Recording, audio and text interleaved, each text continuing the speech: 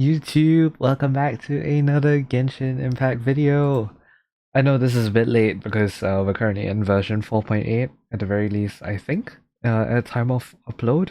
So yeah, I do apologize for being this late. I have been very busy as of late.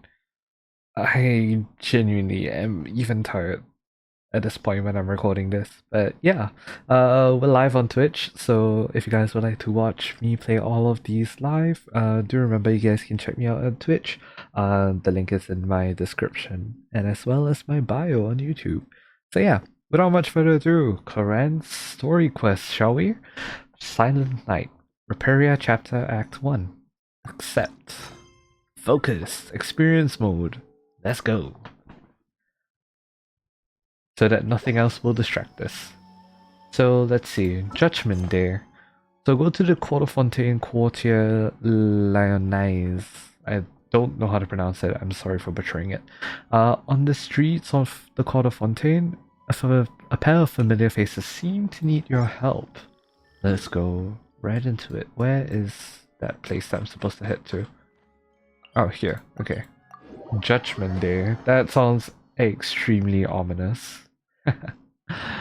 Alright, let's see what awaits us. Huh?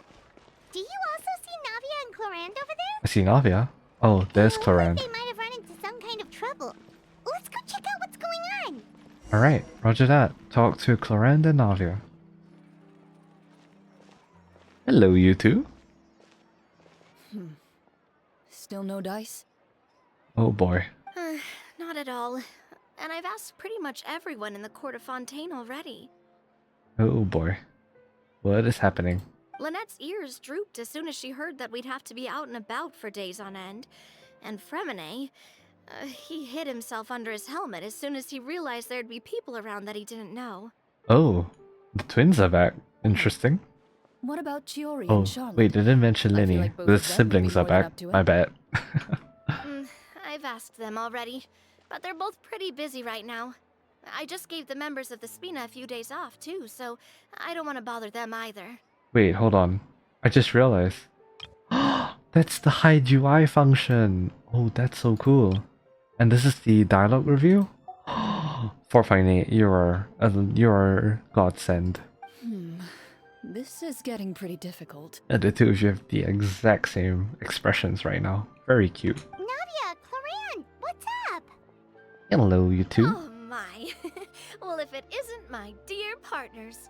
How are you all doing? We're doing absolutely great, thank you very much. Huh. Navia? Huh? Oh, you mean... Uh-oh. Yep, this is our chance. I do not like the look of that. What are you gonna do? We were just passing through. Do you need our help with something? Seems like they do. Oh, precisely. My dear partners, we've got a huge problem right now that only you can solve. Whoa, for real? Oh boy. Absolutely. We've already exhausted all our other options. Wait. Oh, wait. Is this... I vaguely remember things from the 4.7 special program about how, like, some tabletop game or something like that. I gotta assume that this is probably related to that, because I vaguely remember hearing things about that in the 4.7 special program.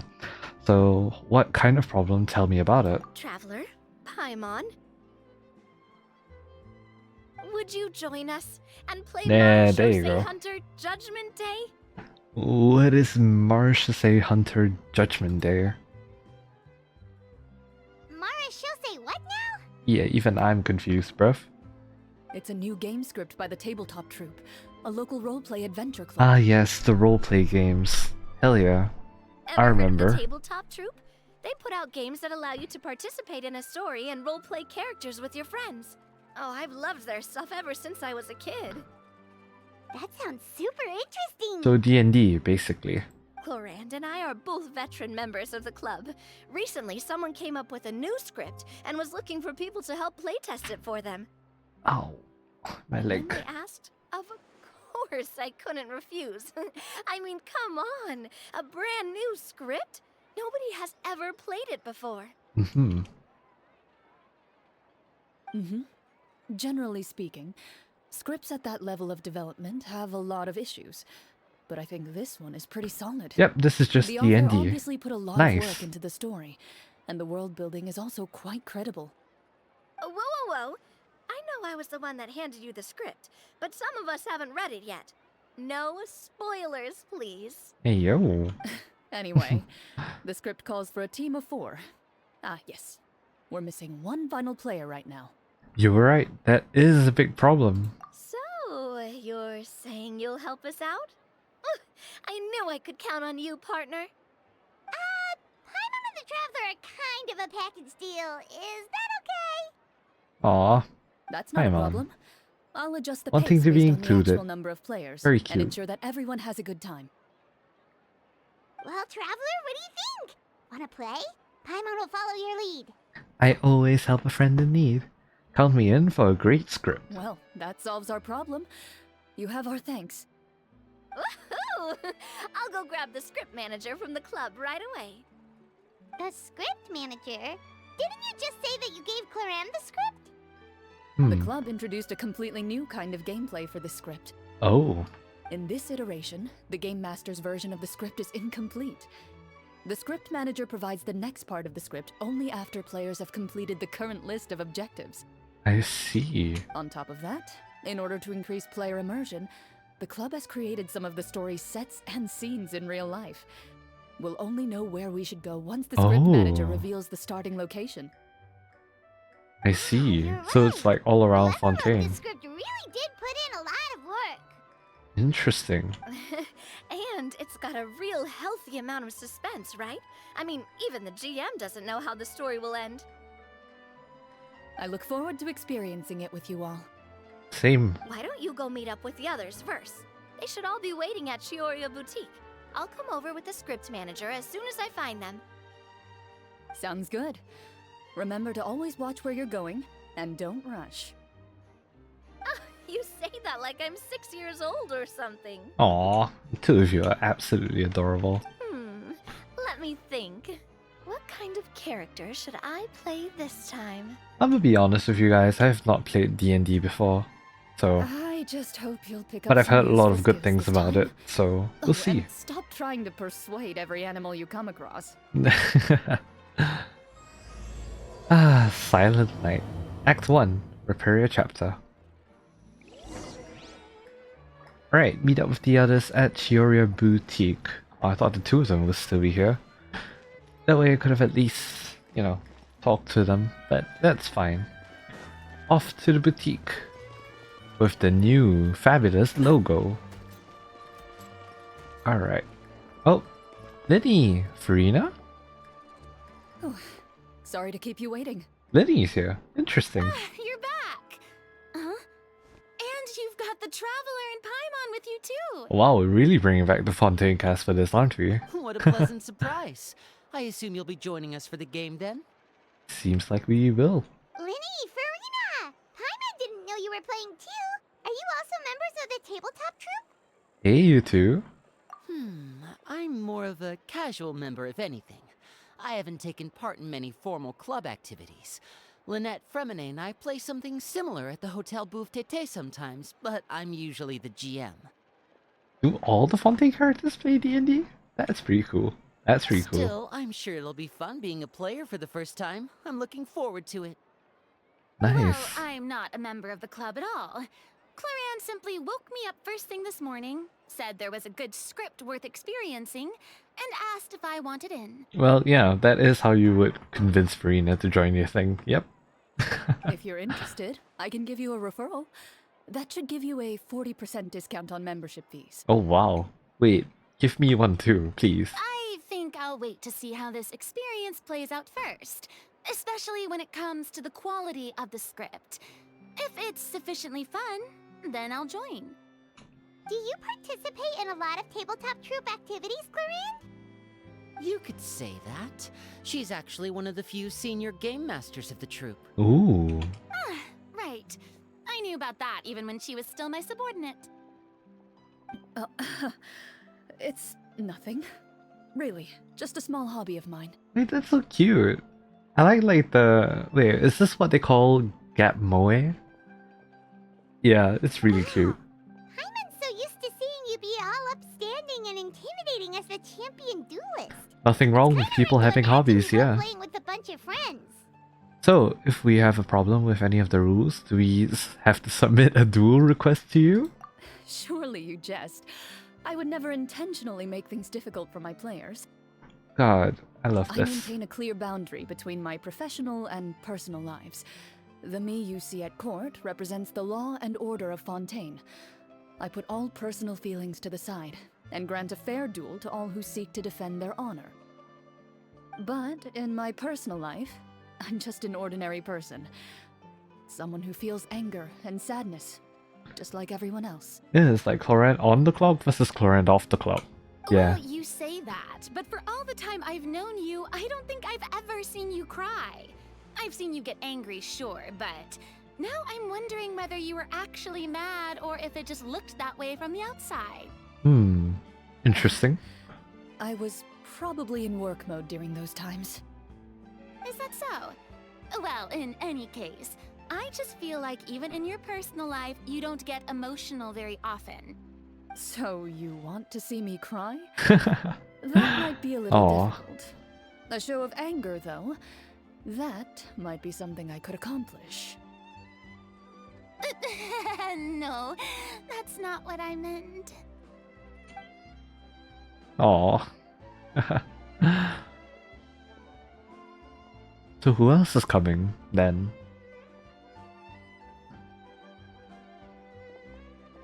I'm back. Here, allow me to introduce you Oh, to wow. the script Wait. manager, Mr. Florian. Wait, that's a very nice outfit on you. Holy crap. Pleasure to meet you all. Wow. Wait, are you a champion duelist too, Mr. Florian? Oh, no. This is just the costume provided by the club. I occasionally play a few of the roles in my scripts. I see. That's a very nice outfit, I will say. That sounds like a lot of work. Indeed. It's nothing. It's the least we can do to give the players a more immersive experience. Anyway, allow me to give you a brief introduction of the script. This script was adapted from the real history of the Marushose hunters. You all will play the role of hunters from a bygone era and resolve a series of events unfolding in the capital. Ooh. Paimon's not super familiar with the history of the Marashose hunters. Is that a problem? I doubt so. Oh, no problem at all. I can give you a brief rundown. So, basically, Marushose hunters were people who dedicated themselves to hunting monsters and protecting the city by using a special swordsmanship technique passed down over generations. Their story can be traced back to the ancient Remurian dynasty, as well as the first hunter, Cassiodor. Ooh. The Remuria Dynasty. I remember that quest. But I'll leave the finer details for you to seek out and discover later. Mm-hmm. And I'll provide additional commentary as the story progresses. Nice. In that case, brave hunters, are you ready to set out on an unknown adventure? Hell yeah. Oh, just one sentence and it's like we're in the story already. I'm on, you're ruining the immersion. Shut up. I jest. Aha, I see many a determined gaze before me. Very well, head over to this location and begin your heroic journey. Alright. So, as we follow the story, it leads us to specific scenes? Ooh, sounds pretty innovative. What does the message in the envelope say? It's the exact location of the scene, as well as the formal permission to use the venue. Ooh. Seems like they have everything prepared. Please check all your belongings, everyone, and make sure you haven't forgotten anything. Once you're ready, please follow me to the designated location. Roger that. Sounds good. Hunter Squad, move out! Alright. Judgment Day. Hunters Gathering. Fit to the game venue indicated in the script. Alright. It's here. Let's go.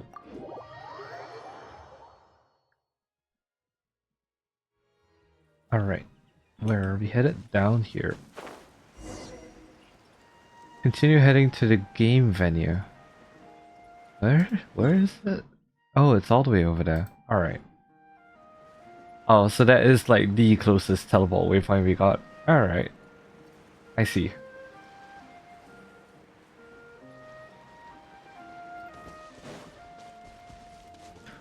Run. Run.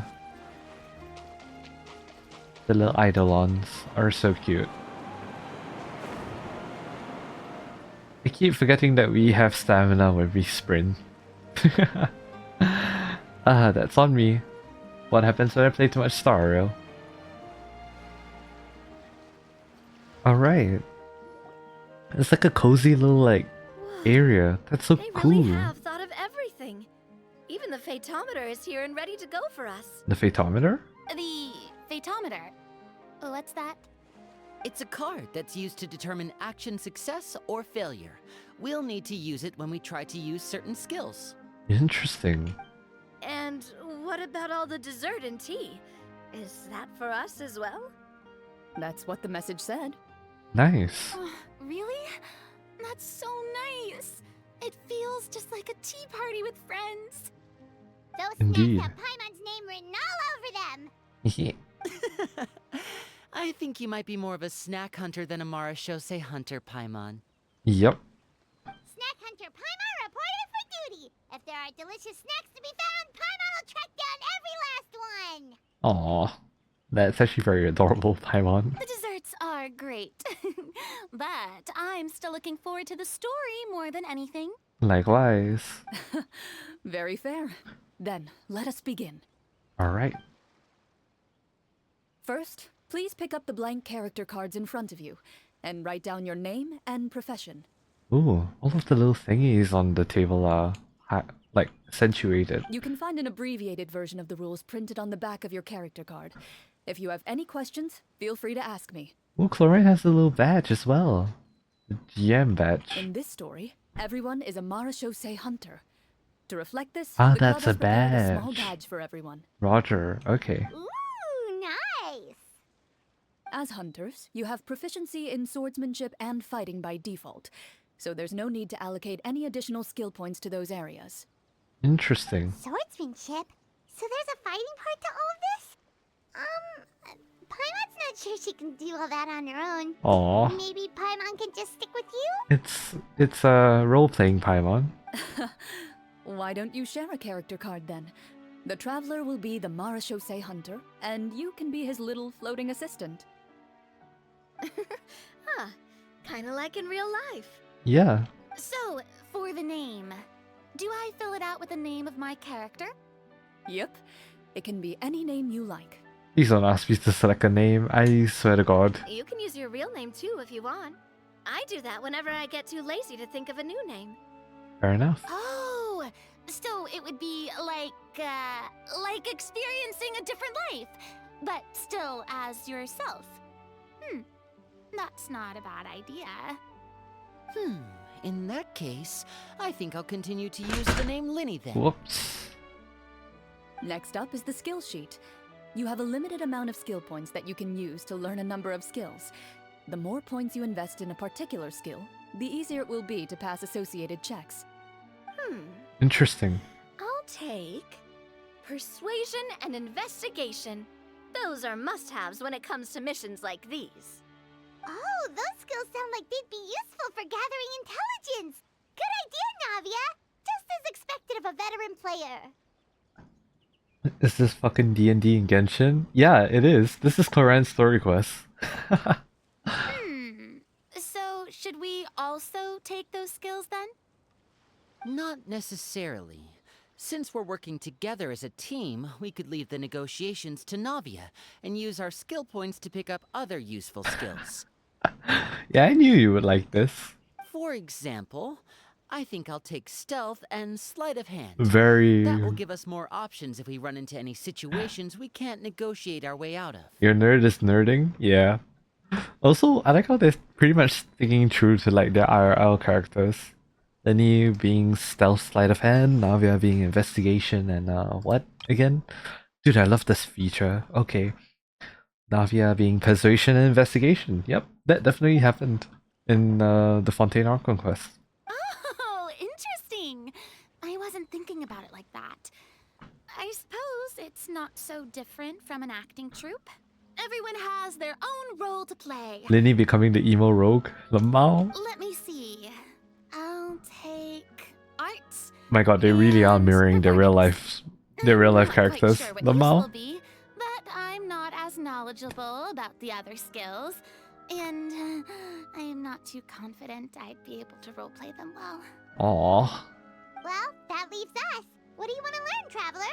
Learn cooking, learn medicine, learn insight. Medicine. Insight, medicine. Insight, medicine. Medicine. Having a healer is always useful, I would say. Ooh, so you want to help people when they're injured. That's nice of you. Learn cooking, learn insight. Insight is good. Oh, something that'll help you get a read on other people's thoughts. Sounds useful. So what do you think? Are you sure you want to learn these two skills? Wait, I have to decide between that and cooking? Oh god, okay. Well, the healing is a must, definitely. Insight and cooking. I would say insight would be useful. As for cooking, I just gotta pray that we don't have Horizon Shogun on the team. Yeah, just gotta make sure we don't have A on the team and then we're fine. Let's see. Paimon can deal with the food. Oh, looks like you each have enough points to choose one final skill. Well, I guess we're choosing cooking then. You've all picked such classic skills. It's fine to go a little bit out of the box, you know. Why do I get the feeling she's getting ready to cause trouble?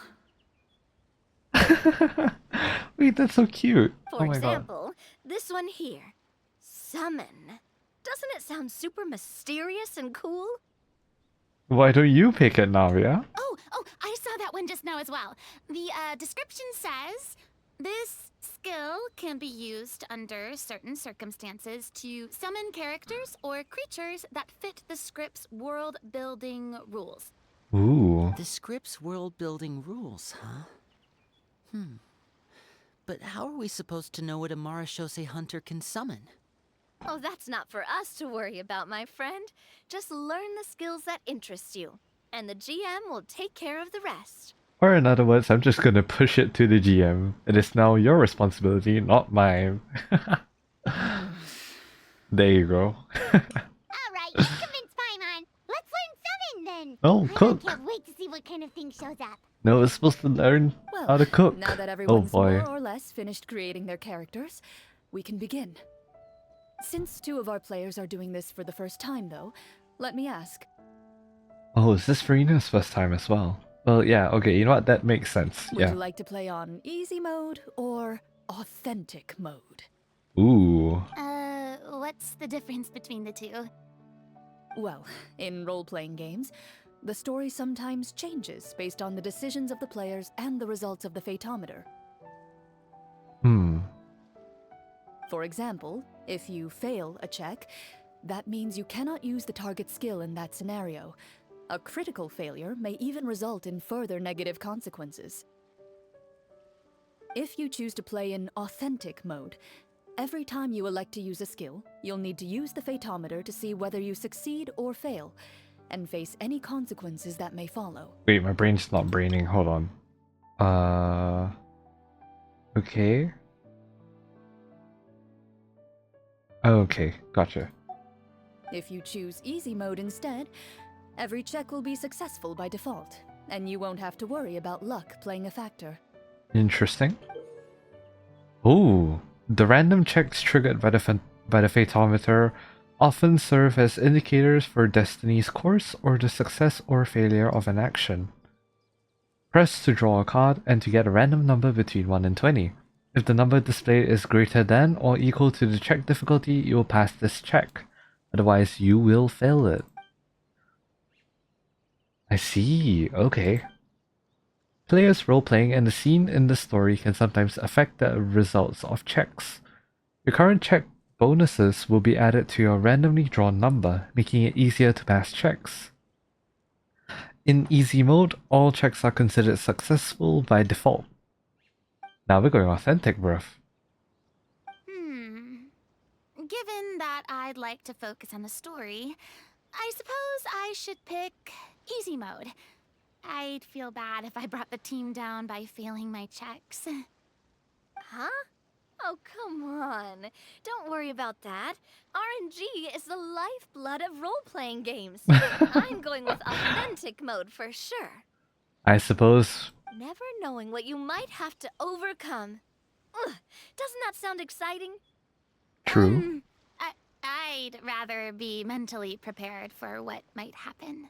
Fair enough. Alright, then I'll mark down Farina for easy mode. All her checks will be successful by default.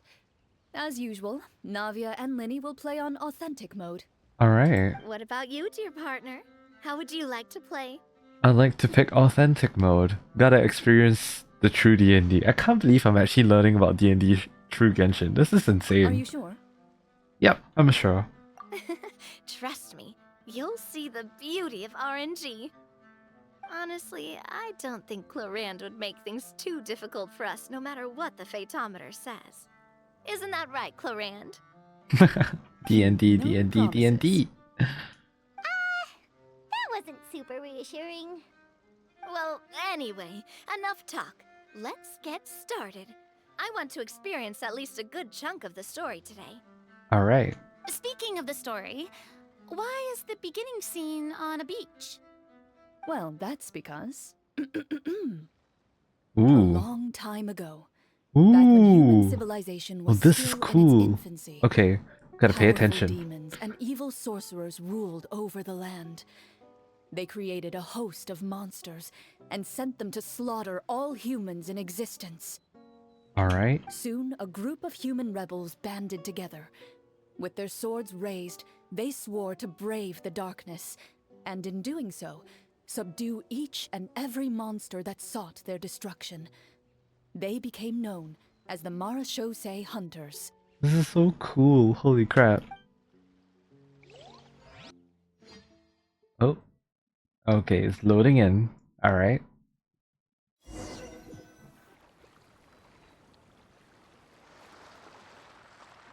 Sometime later, as a member of the Marachose Hunters, you receive a commission.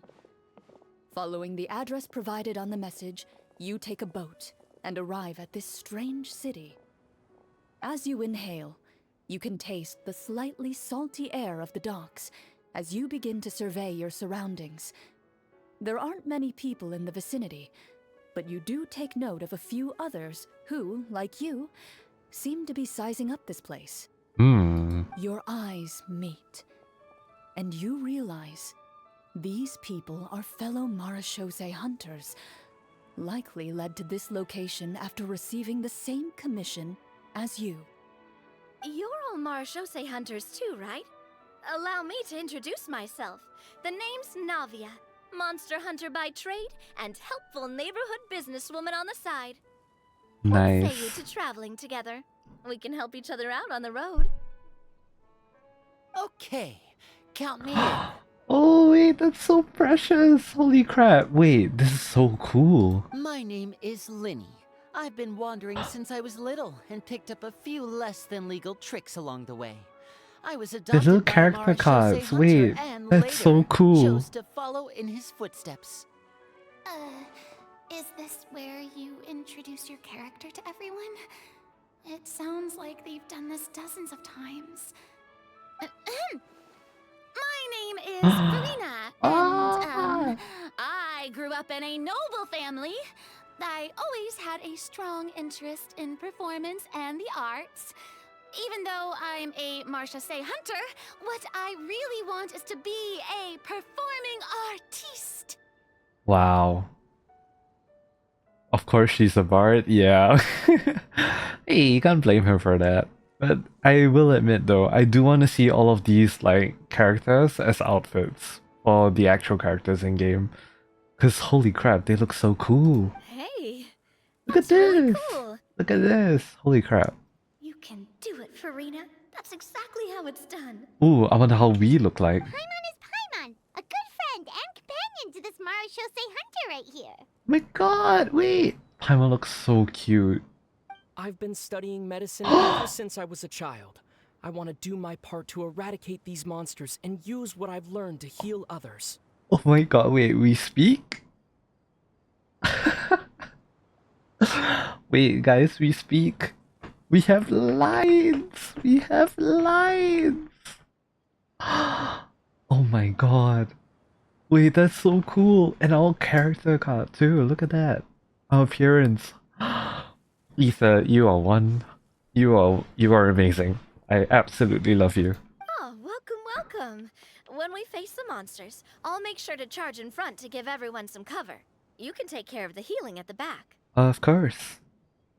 You open your envelopes at the same time.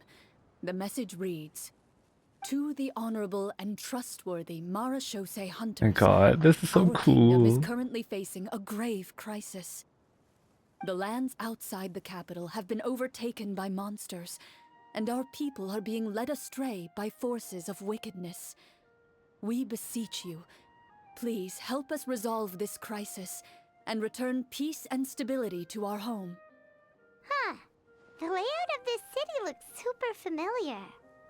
It kinda reminds Paimon of Mondstadt! Ooh. The scriptwriter must have used a real-world city as a reference when coming up with the map.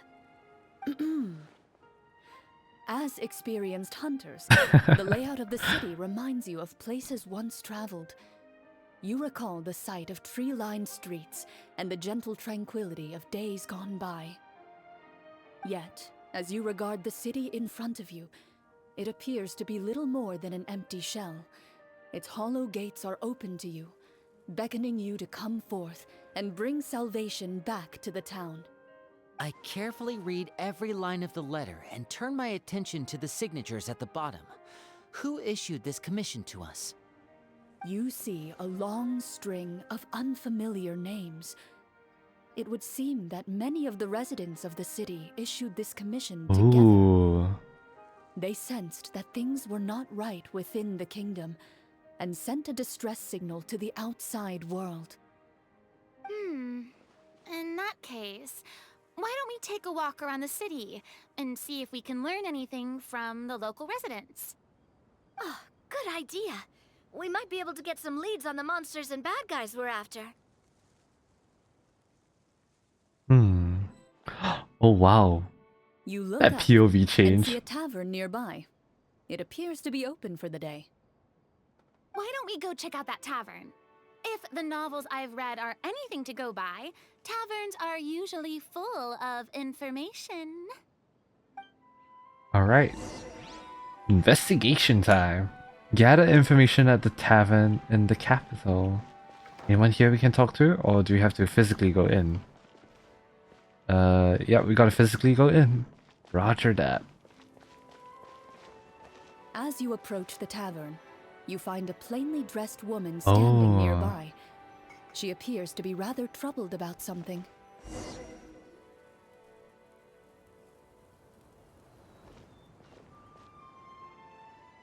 Greetings, friend. Oh, Lovely weather we're wow, having that's today, so don't cool. you think? Oh, hello. I suppose you're right. The weather today is quite lovely. If only those monsters out there would stop causing trouble. It seems like every character included in the script has a certain amount of useful information to offer. If we keep asking questions, we might be able to get some good leads. I see. Oh, come now, don't be sad. Life is all about optimism. Oh, that reminds me. What did you have for breakfast this morning? Huh? That's so I don't random. think that's the kind of question we're supposed to ask. Yeah.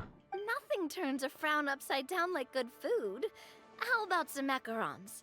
I could make you some. No, don't make me hungry, Navia. You didn't even take cooking as one of your skill proficiencies. Farina. That's not necessary, miss. Excuse me for saying this, but you don't really look like a chef. Besides, I'm not really a fan of sweets. Wait, no, then we should have chosen the cooking one so that we could have made her macarons. Oh no. So you're someone who barely smiles and doesn't like sweets. You're really starting to remind me of this one friend of mine. Of course, a poke back at Clorinde. Of course. Hey, did she just... me?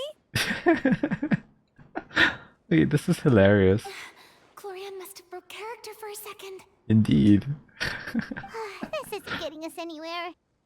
Traveler, maybe you can think of something. We get to take the initiative? Oh! Alright. Wait, I actually kinda like this here. I'd like to do an insight check to see what's troubling her. Any help here, Linny? Insight check. The results of insight checks aren't disclosed to the players, so I'll be the one consulting the fatometer. Alright. Try to use insight to discern their thoughts. Check complete. Oh, that was fast. Okay. You recall all the lessons you've learned in your time and begin to carefully observe the woman's mannerisms. Okay. You notice that when she's quiet, she has an empty look in her eyes, as if her thoughts have drifted to a place far, far away. Ooh. And when she speaks, she often subconsciously reaches out to touch the ring on her left hand. Did something happen to your husband? So you noticed. That's a little embarrassing. This is so cool. A horde of monsters suddenly appeared near the capital recently, so all the guards were dispatched to fight them. Do you remember when those monsters appeared? I'm not completely sure. All I know is that my husband was dispatched to fight them 3 days ago. I'm gonna take a small screenshot. I know I'm breaking the immersion. I do apologize, but yeah. Do you know where he was sent? That's really cool. It all happened so fast. When we said our goodbyes, he couldn't even tell me where they were sending him. You have our thanks, friend. We'll find and defeat those monsters as soon as possible. We sincerely hope your husband will be able to return to your side soon. Oh, thank you. Don't worry. We'll find him. Just try to remain optimistic and wait for good news. Alright. We don't always get to choose what happens to us. But we do get to choose the little things like what we eat and how we respond to the things life throws our way. I hope that one day, you too will recognize the power of something as small and inconsequential as a delicious dessert. I'll do my best. You bid farewell to the woman and continue your journey further into the city. Alright. What next? Let's see. Explore the nearby area. Alright. We're headed straight here then. As you venture further into the city, the streets appear largely empty. An elderly woman walks past. You see her shake her head as she puts away her wrinkled wallet. Interesting. A nearby merchant folds his arms and gives you a disdainful look. You get the impression that he's someone who has long gotten used to the sight before him. Interesting.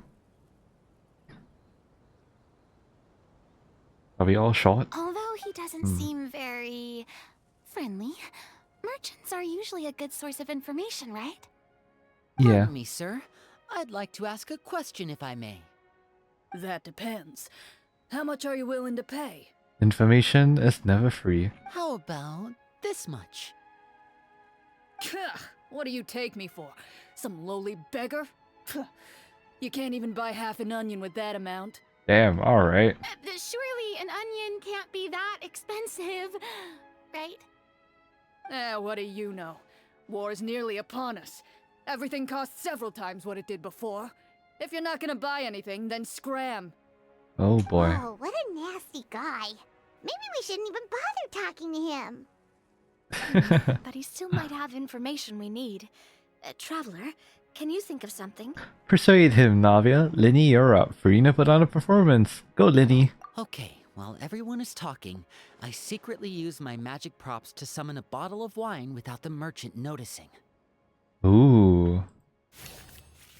Use sleight of hand to make the switch. Check 8. 19! Let's go. We meant no offense, sir. Here, allow me to offer you this bottle of vintage wine, made only from the finest grapes. I'll just leave it here. Please, enjoy it at your leisure.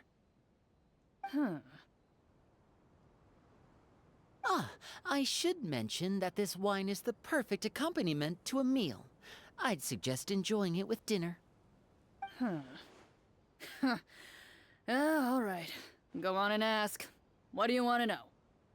Do you have any information on the monsters or the crisis that has overtaken the kingdom? Crisis. If you ask me, there's a crisis everywhere you look. Those monsters are camped outside the city, and they've been destroying all our trade routes. Oh boy. We have limited reserves within the city, so if this continues, we're all gonna be in big trouble. Wait, you're saying no one has put a plan in place to distribute supplies or maintain order? We could all starve and those nobles in the palace wouldn't even break a sweat. Oh boy. Who knows? Maybe they've been in cahoots with the monsters all along. That is concerning. Thank you, sir. We won't take up any more of your time now.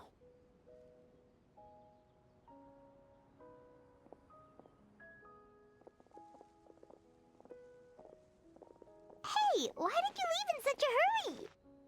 Well, you see, that bottle of wine was just a cardboard prop. Oh boy. Oh Should boy. we try to go somewhere with more people?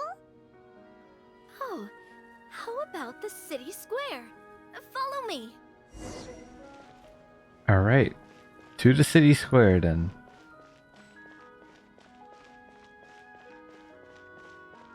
Before you lies the city's central square.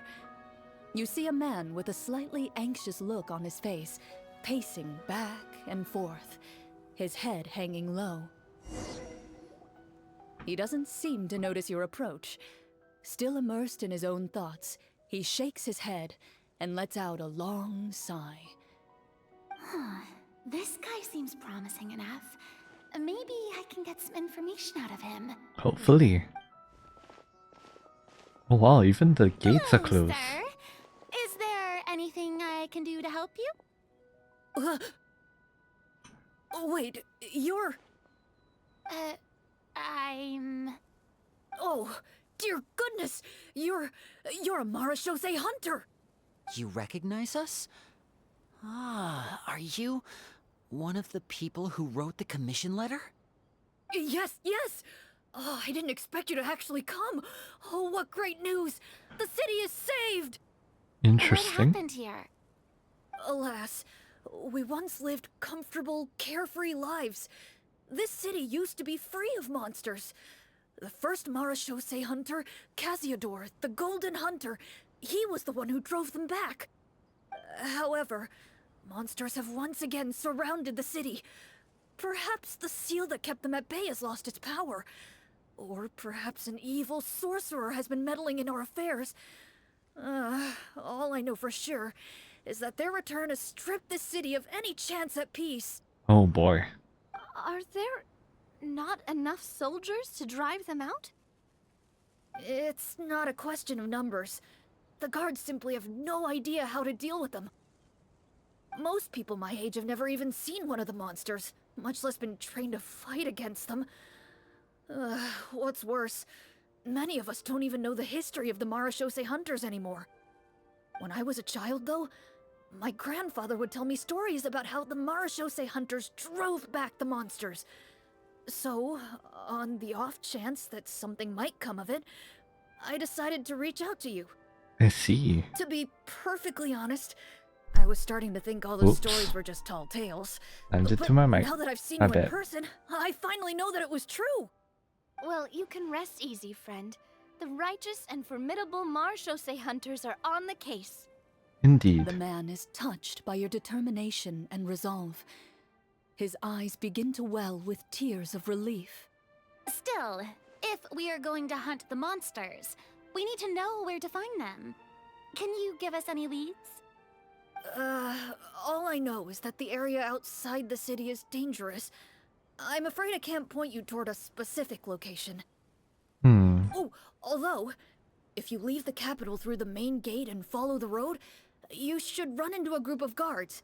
They might know more about where to find the monsters. I see. We'll go look for them then. All right, be careful. Oh, and one last thing. The monsters outside the city are just part of the problem. There are evil sorcerers inside the city as well. Oh boy. So be on your guard. They're actively working with the monsters, and have corrupted the court ministers with malicious magic. They're the reason why, even inside the city, Everything has been a giant mess. Even one of our kindest ministers has turned into a boorish and unreasonable figure, interested in nothing but enacting laws that exploit the people. Who knows how much longer we'll be able to go on like this. Oh boy. Talk about being stuck between a rock and a hard place. Yeah. I feel bad for him. Maybe we should try to cheer him up? I could cook something. Farina could sing him a song. Huh? Like, now? Is this really the right time? Well, I appreciate your kindness, but for now, it's more important to focus on the crisis aw. at hand. Would have loved to hear Farina sing again. Brave hunters, I leave the future of this kingdom to you. Alright. Interesting. If I understood correctly, there are currently 2 problems in the kingdom that need solving, right? Exactly. We need to defeat the monsters outside the city and take down the evil sorcerer stirring up trouble from within. But which problem should we tackle first? Well, this seems like a good moment for a break. Take some time and discuss what you want to do. Let me know when you've made your decision. I really didn't expect the people in the city to keep us at arm's length like that. I totally thought the hunters would be treated like heroes. Nah, I would expect the city to keep you guys at arm's length. Honestly, that makes more sense than treating you guys like heroes. At the very least, if we're basing it more off of reality, if anything. Well, Clorinde said the script took cues from the real history of Fontaine, right? Maybe the real-life Marashosei hunters were also treated like that. I wouldn't say it's a perfect representation of history, but there are definitely some similarities. Would you like to hear more about it? Sure. Sure. As long as it doesn't spoil anything in the script. You brought up bits and pieces of the hunter's history before, but it was all in passing. Paimon wants to know too! The hunters were super powerful, right? Were they all from a special line of supernatural beings or something? Kinda like the yokai in Inazuma? No. All Marashosei hunters were ordinary mortal fighters. The only thing that set them apart were the special sword techniques passed down over the centuries. Huh? So you mean anyone could become a Marashosei hunter? In theory, yes. All you would need to do is survive the rigorous training and master the swordsmanship techniques required to fight the monsters. Still, most people dropped out at the early stages, and others called it quits the minute they saw a monster in person. To become a hunter, you must be strong in both body and mind. What kind of monsters did the hunters fight exactly? Oh, and the evil sorcerer the script mentions. Did they exist in real life too? The land of Fontaine once played host to an ancient dynasty known as Remuria. After that dynasty fell, monsters began to appear, intent on obstructing humans from establishing a new social order. One of the ancient sorcerers of Remuria used his power to assemble a formidable army of golems. He sought to use that force to establish himself as king. Now wait a second. Don't tell me that guy was the inspiration for the evil sorcerer in the script. We still haven't found any in-game information on him yet. So, why don't you talk about someone else for now? I think my brain is like lagging. Hold on. That sounds like what on earth is that person called? Boethius. Well, I wasn't planning on going into anything you might be able to find out in the game. But if you want me to talk about something else, Ooh, how lore. about Casiodor, the Golden Hunter, or Egeria, the ex-Hydro Archon? Wait, but those people are all from a super long time ago. Where did you learn all this, Clorinde? From my master. Who was your master? By master, you mean Miss Petronia? Is someone you know? Absolutely. Miss Petronia and my father were good friends. Back in the day, she would often bring Clorinde over to play, but then... Oh, so you were childhood friends. Let's not get off topic. Anyway, back to what I was saying. Responding to Egeria's call, a number of warriors followed Casiodor into battle against the monsters. This group of warriors, under Casiodor's leadership, became known as the Marashosei Hunters.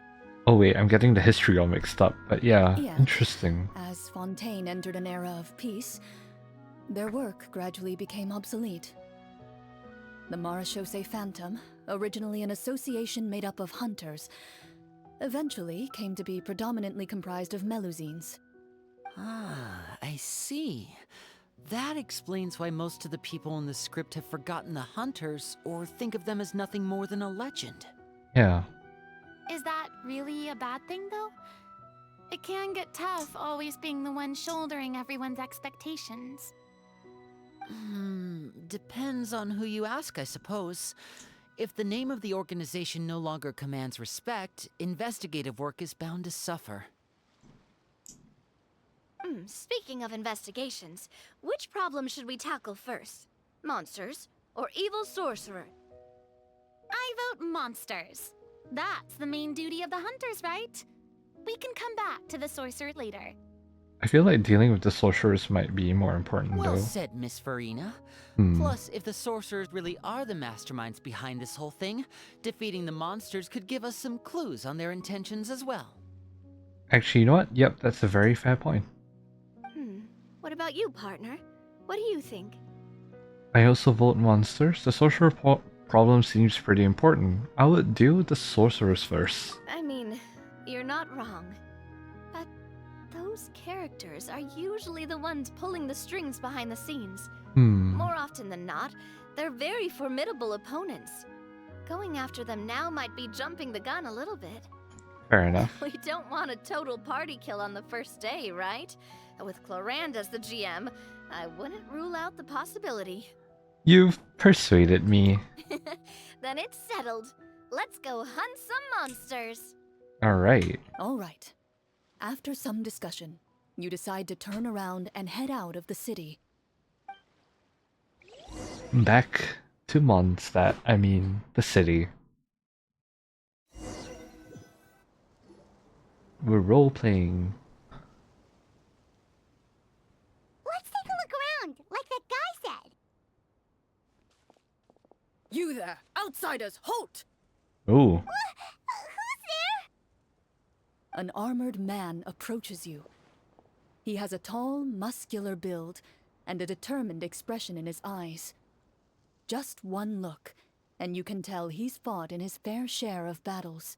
Although he's trying his best to conceal his current state, his uneven gait and the sweat dripping down his forehead make it obvious that he's been wounded and is in serious pain. Time for I'm this the captain of the guard. mediciner. I saw you sneaking around the city earlier, so I'll only ask this once.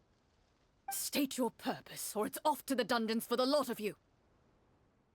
Wow, it's been a while since someone's been this suspicious of us. I said talk, not whisper between yourselves. Have you ever heard of the Marechaussee Hunters? Marechaussee hunters? Ha! That fairy tale, you mean? What, you expect me to believe you're one of them? I'd like to do a medicine check to see if we can help him. Counting on you, Navia, I'd like to do an insight check to tell him what he's thinking. Medicine check, please. Draw a card. This one. Yikes! Check failed. Okay.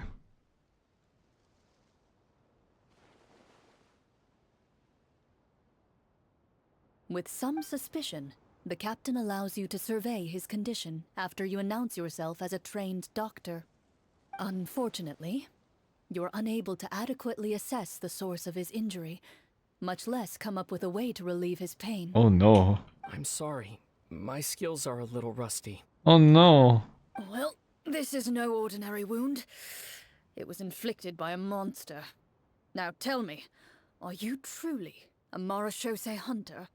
He regards you with suspicion for quite some time, before shaking his head. Perhaps he's finally accepted that you're here to help. Sir, we were indeed in the city earlier, but our purpose was only to gather information on the monsters. We're here to help the city and all the people within it. Your guards are still fighting the monsters as we speak. They could be seriously wounded and in grave need of support. You need all the help you can get. Try to persuade the guard captain. Alright, nice. Check success. The man regards you with doubt and concern. After a period of inner struggle, he lets out a long sigh and informs you of the locations where the monsters have appeared.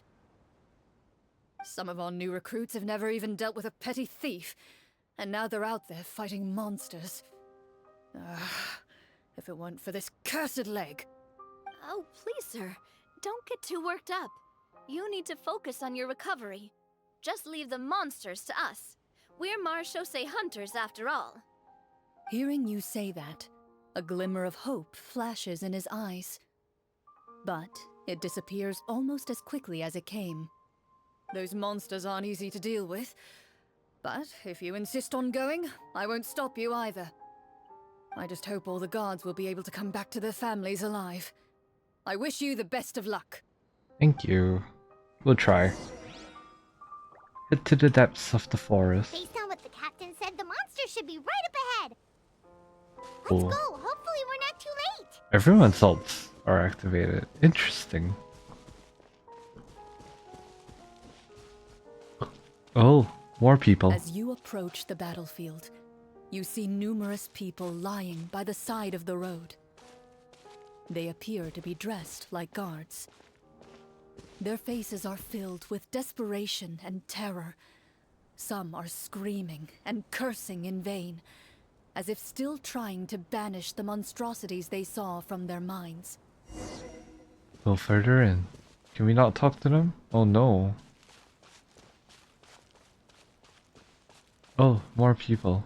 A few of the wounded look up at you in shock and disbelief. Quick, leave this place. Turn around and don't look back, they yell. Oh boy. Go to the areas where the monsters have appeared.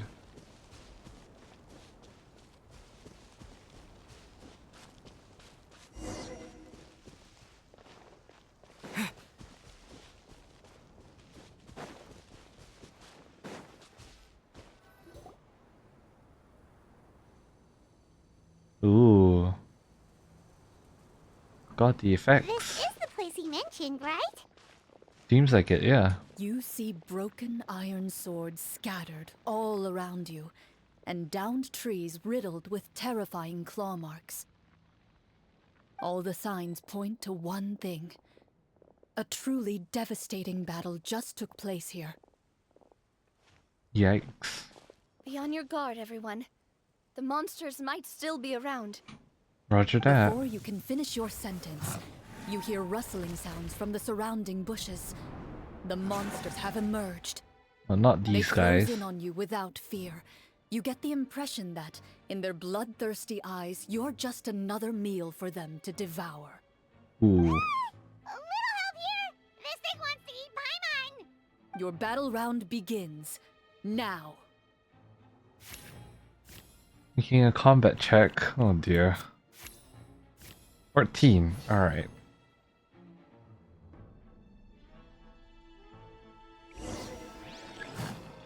Combat power increased. Ooh.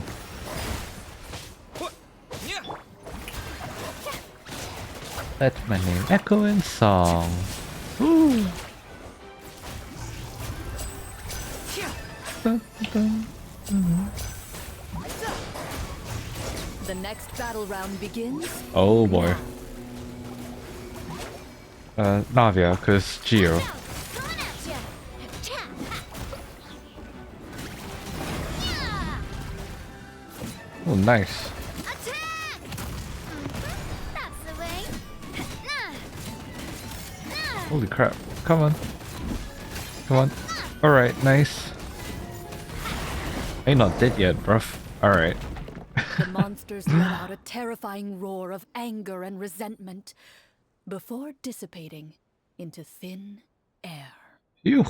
Ugh. Thank goodness it's over. Indeed. We're lucky the Marechaussee Hunter class came with all those preset skill points. Otherwise, we would have been in some real trouble. I never knew the photometer even determines the amount of damage you inflict. If you get unlucky, isn't it just game over right then and there? Yeah, pretty much. That's part of the fun. The uncertainty of fate is what gives these games their appeal. Just as you begin to celebrate your victory, a suspicious lump on the ground catches your attention. Ooh. A suspicious lump. Wait, could it be the thing that appears after every battle? Treasure? I walk up to it, crouch down, and begin to carefully examine it.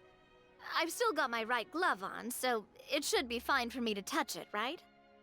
As you investigate the mound, you discover that the exposed portion appears to be made of wood. It was previously obscured by the large form of the monsters. With the monsters gone, the small protrusion now awaits your discovery, poking out of the ground like a shy flower bud. Whoa, it's a treasure chest! Let's go. Let's dig it up.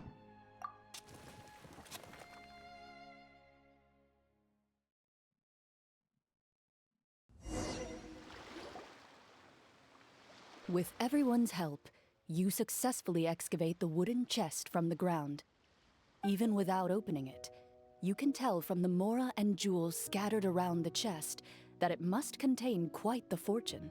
Ooh. Makes sense. We worked hard for this. Let's open it and we can share what's inside. I can understand your excitement, Paimon, but think about it. Doesn't it seem like there are people out there who need this treasure more than us? Yeah. Yeah. Think about all the people suffering in the capital. Or all those guards who got hurt fighting the monsters. Wouldn't it be better if we gave the treasure to them? Wait, is that how it works? Paimon thought since we were the ones to dig it up, we could just take it for ourselves. That's how it works in game. As in like in real life, but you got people Well, to let's think put it about this way. here. Any decision you make during a role-playing game can impact the future course of the story. Mm-hmm. But would the people really believe us? It's hard enough for us to prove we're Marcia Say hunters. What if they think we procured the treasure illegally? They might get even more suspicious of us.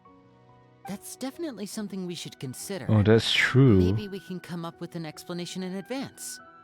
Well, if donating it could cause that much trouble, why don't we use it to buy some gear and fill up on good food? Then we'll be ready to fight even more bad guys. Of course, Paimon. Looks like you're facing a difficult choice once again. Well, it's getting late. Why don't we call it a day for now? Wow, where did the time go? Indeed. I'm not sure if it's because I'm having so much fun with you all or because the story is particularly enticing, but I feel like I could almost keep going. Here, here. Ooh, how about we play through the night? Aw.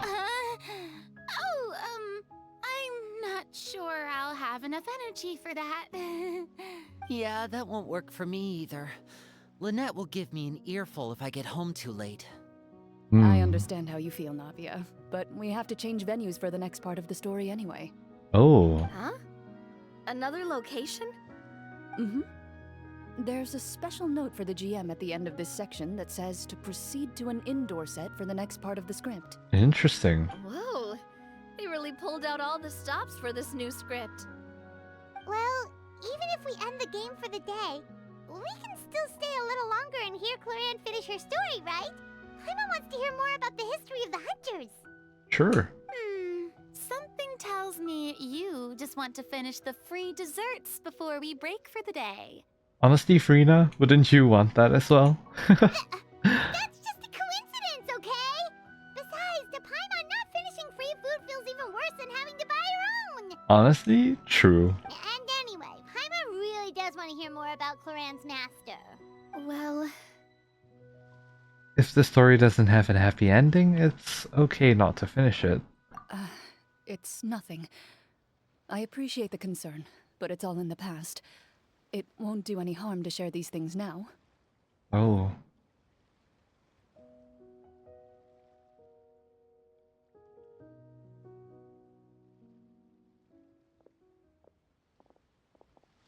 My earliest memories are of living with Master. According to her, she saved me from certain people of ill repute. My birth parents had left me behind some time before that. Yikes. What a heavy beginning for a life story. Indeed. Master was a fascinating individual, if inexperienced in the ways of raising children. My first ever toy was a short sword. Although I suppose it wasn't so much a toy as something Master removed from her waist and handed to a noisy child in need of distraction. Damn. Oh wait, so she handed an actual sword to a child? Isn't that dangerous? Did you hurt yourself? Of course I did. I cut my palm and bled quite a lot. But Master was not concerned. She just stood there and casually lectured me about it. See, that's what you get for not holding the sword properly, she told me. She then crouched down next to me and said, "Give me your hand. I'll teach you to bandage this wound. After that, it's time to learn how to truly hold a blade."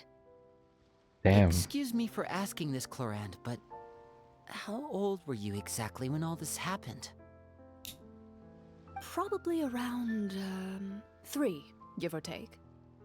Oh wow. 3? Isn't that when most kids are still struggling to hold a fork?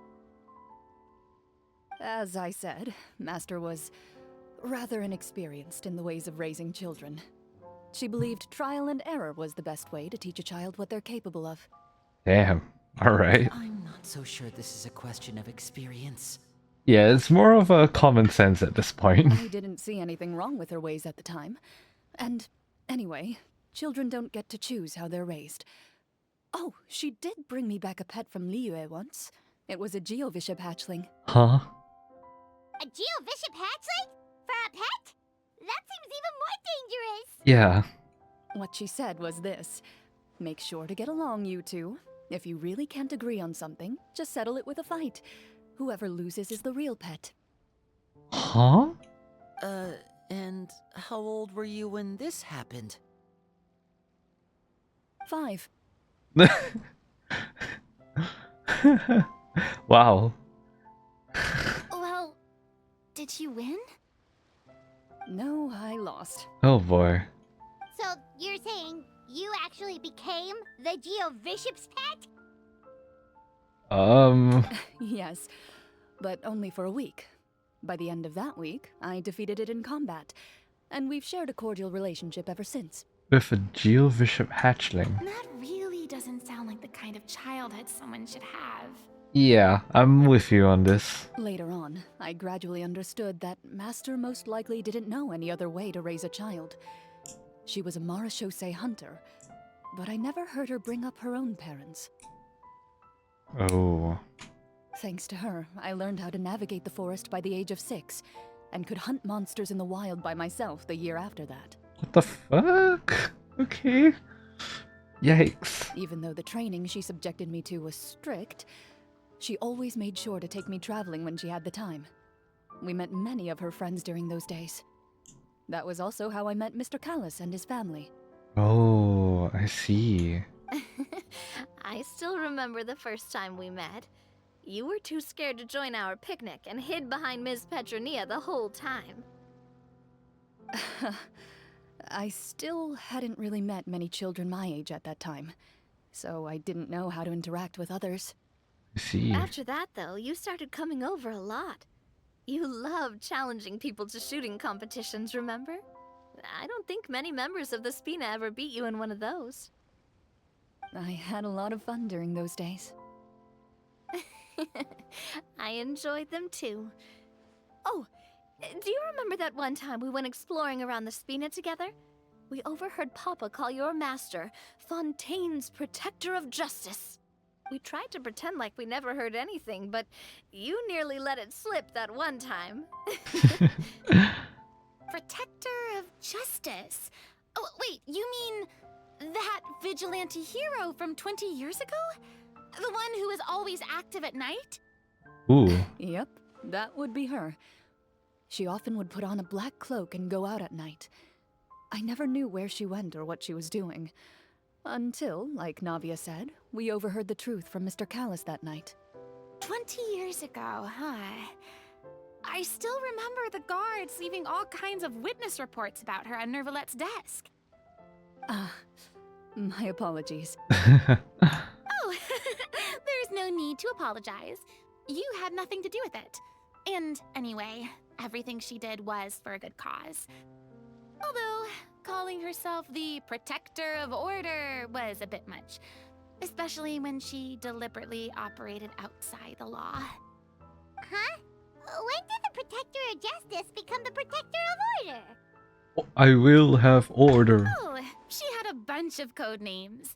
I heard she would just come up with a name on the spot whenever she was asked. Oh. Later on, she probably got sick of answering those questions and decided to stick to just two. The Protector of Justice and the Protector of Order. I see. That sounds like her, all right. I bet she forgot which of the two she'd use by the time she got back each night. Fair enough. Well, she certainly sounds like a fascinating individual. With her strong sense of justice, it's no surprise her student followed in her footsteps. It's true. I always wanted to become like her. Someone powerful, independent, and with a strong sense of conviction. But... Oh dear. she suddenly disappeared the night I turned 10 years old. Oh. Disappeared? What happened? I have no idea. She didn't even leave a note. I was never able to find out where she went.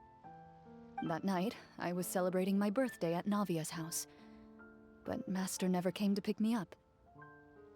When I returned home on my own, it was to an empty house. Oh. When she still didn't appear after a few days, I went to Mr. Callus's house to ask about her whereabouts, but he only shook his head. Oh dear. Papa probably didn't know either. I know he sent a few people to investigate the matter in secret, but they never found any credible leads. Don't worry, I understand. To be perfectly honest, given Master's personality and way of doing things, it all made a lot of sense. If I had to guess, I'd say she probably used it as an opportunity to force me to become independent. Just like how, when a litter of kittens reaches a certain age, the mother willingly leaves them behind. Weaning, yeah. Were you upset, Clorinde? I was at first, but not anymore. I don't believe Master would suddenly disappear for no reason. There must have been something she just had to do. Well, despite everything, you still managed to follow in her footsteps and become the greatest champion duelist in all of Fontaine. You're practically a living symbol of law and justice. I suspect my position would be far too by the books for her. Master always did whatever she pleased. But you're right. I suppose I do take after her in some ways. Who knew Clorinde had such an interesting past? I never had the chance to ask her about it before. And I wonder if Clorinde's master were the champion duelist back then. Ooh. Would that duel against Mr. Callus have gone differently? Oh no. Judging by the atmosphere, Clorinde and Navia are probably thinking something similar. Oh boy. The mood just got super awkward all of a sudden. Well, anyway. Would you look at the time? It's getting dark, so we should probably call it a day for real this time. If we keep talking like this, we really will be here all night. I had a great time today, Miss Clorinde. Thank you for being our GM. Anytime. The script was good, but I've got to say, your childhood stories were even better. Hey, Aw. you should tell us more about that fight against the Geo-Bishop sometime. Maybe your master was onto something. You could be right. What does she mean, onto something? I certainly don't know any 5-year-olds who want to fight a bishop in their spare time. Guess I'll head back as well. I need to save my energy if I want to continue enjoying the story tomorrow. You're that excited to hear about my fight with the bishop? I was talking about the script.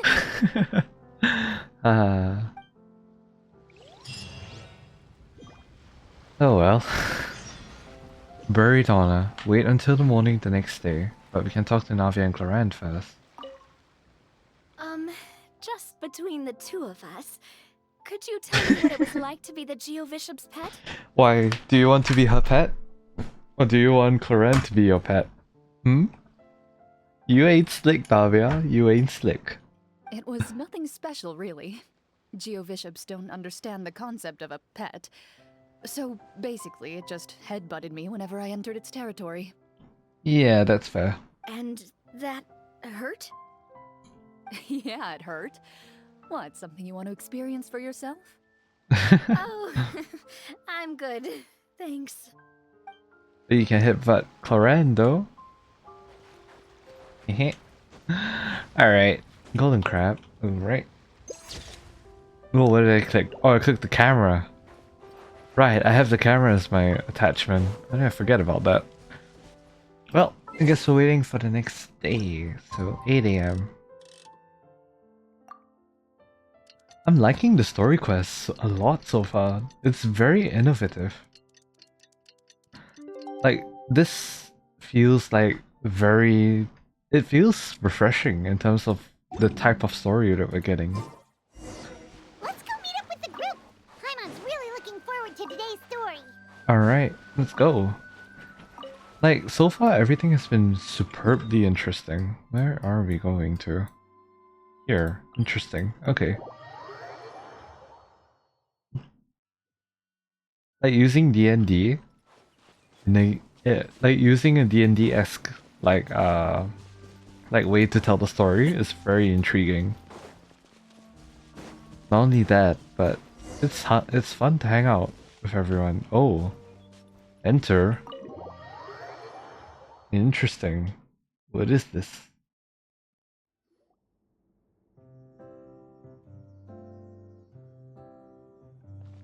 Looks like everyone's here.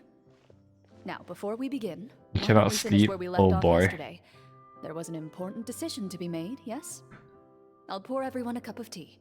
Oh, thank Is you. that really the most important part, though, Clorinde? Paimon's more concerned about our current surroundings. Yeah, where are we? Heavy walls, cold railings, dim lights. This is obviously supposed to be a prison. It adds to the ambiance, Paimon. I admire the work put into the set. Still, it's obvious the scriptwriter has never paid a visit to the fortress of Meripede. True. So this set is going to be a part of the script? Unfortunately, that is something I can neither confirm nor deny. Ooh, okay. Anyone think Clorinde's smile is starting to look kinda scary? Well, whatever happens, we'll just have to push on. But first, we should really figure out what to do with this treasure. If we're worried about arousing suspicion because of our identity, why don't we give ourselves a different name, just like Clorinde's master did? Ooh. Yeah, it might be better to keep a low profile.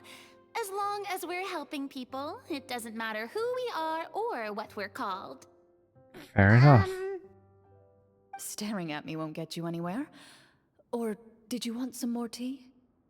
Haha, both in the physical sense and the literal sense.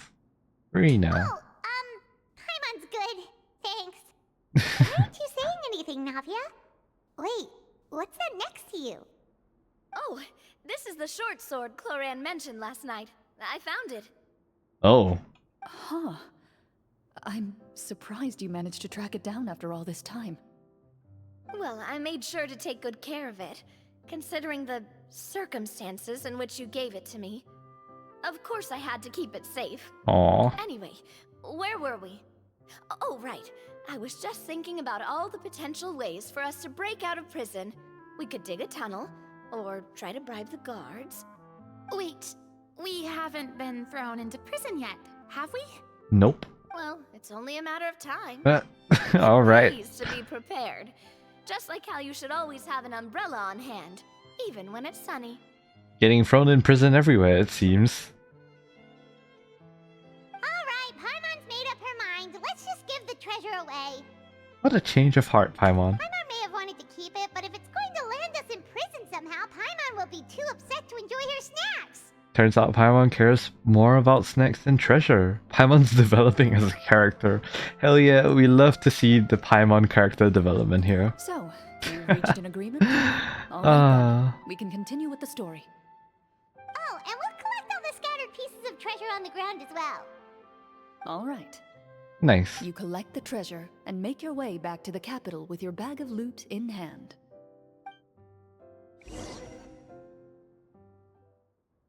Alright, let's see. The city is still shrouded in a gloomy, oppressive atmosphere, but your spirits are surprisingly high. In places where sunlight struggles to reach, you generously share your wealth with the children, the elderly, and the poor in urgent need of help. Okay. Thank you, So kind random, soul. bruv. The elderly woman's look of gratitude follows you as you walk away, her eyes never leaving your back until you move entirely out of sight. However, there's still quite a bit of Mora remaining. It appears you haven't made much progress. Mm-hmm. She's probably trying to tell us to speed this up. We need to hurry up so we can address the sorcerer problem. Should we go find that man again at the square? He seemed like a pretty responsible guy. I'm sure he knows the people here far better than us. Fair enough. Oh, good idea! Just as you start to make way to the square, intent on finding the man again, there's a voice. Ooh. Something seems to be on the verge of happening. Interesting. Please wait, distinguished guests. Oh? Several strange guards suddenly call out to you. They run forward to meet you and proceed to politely pay their respects. Greetings, gentlemen. Are we being invited for afternoon tea? Surely you jest, my lady. That would not be our place. It is His Excellency the King Oh. who requests to meet with you. Please come with us. That's probably not a good sign.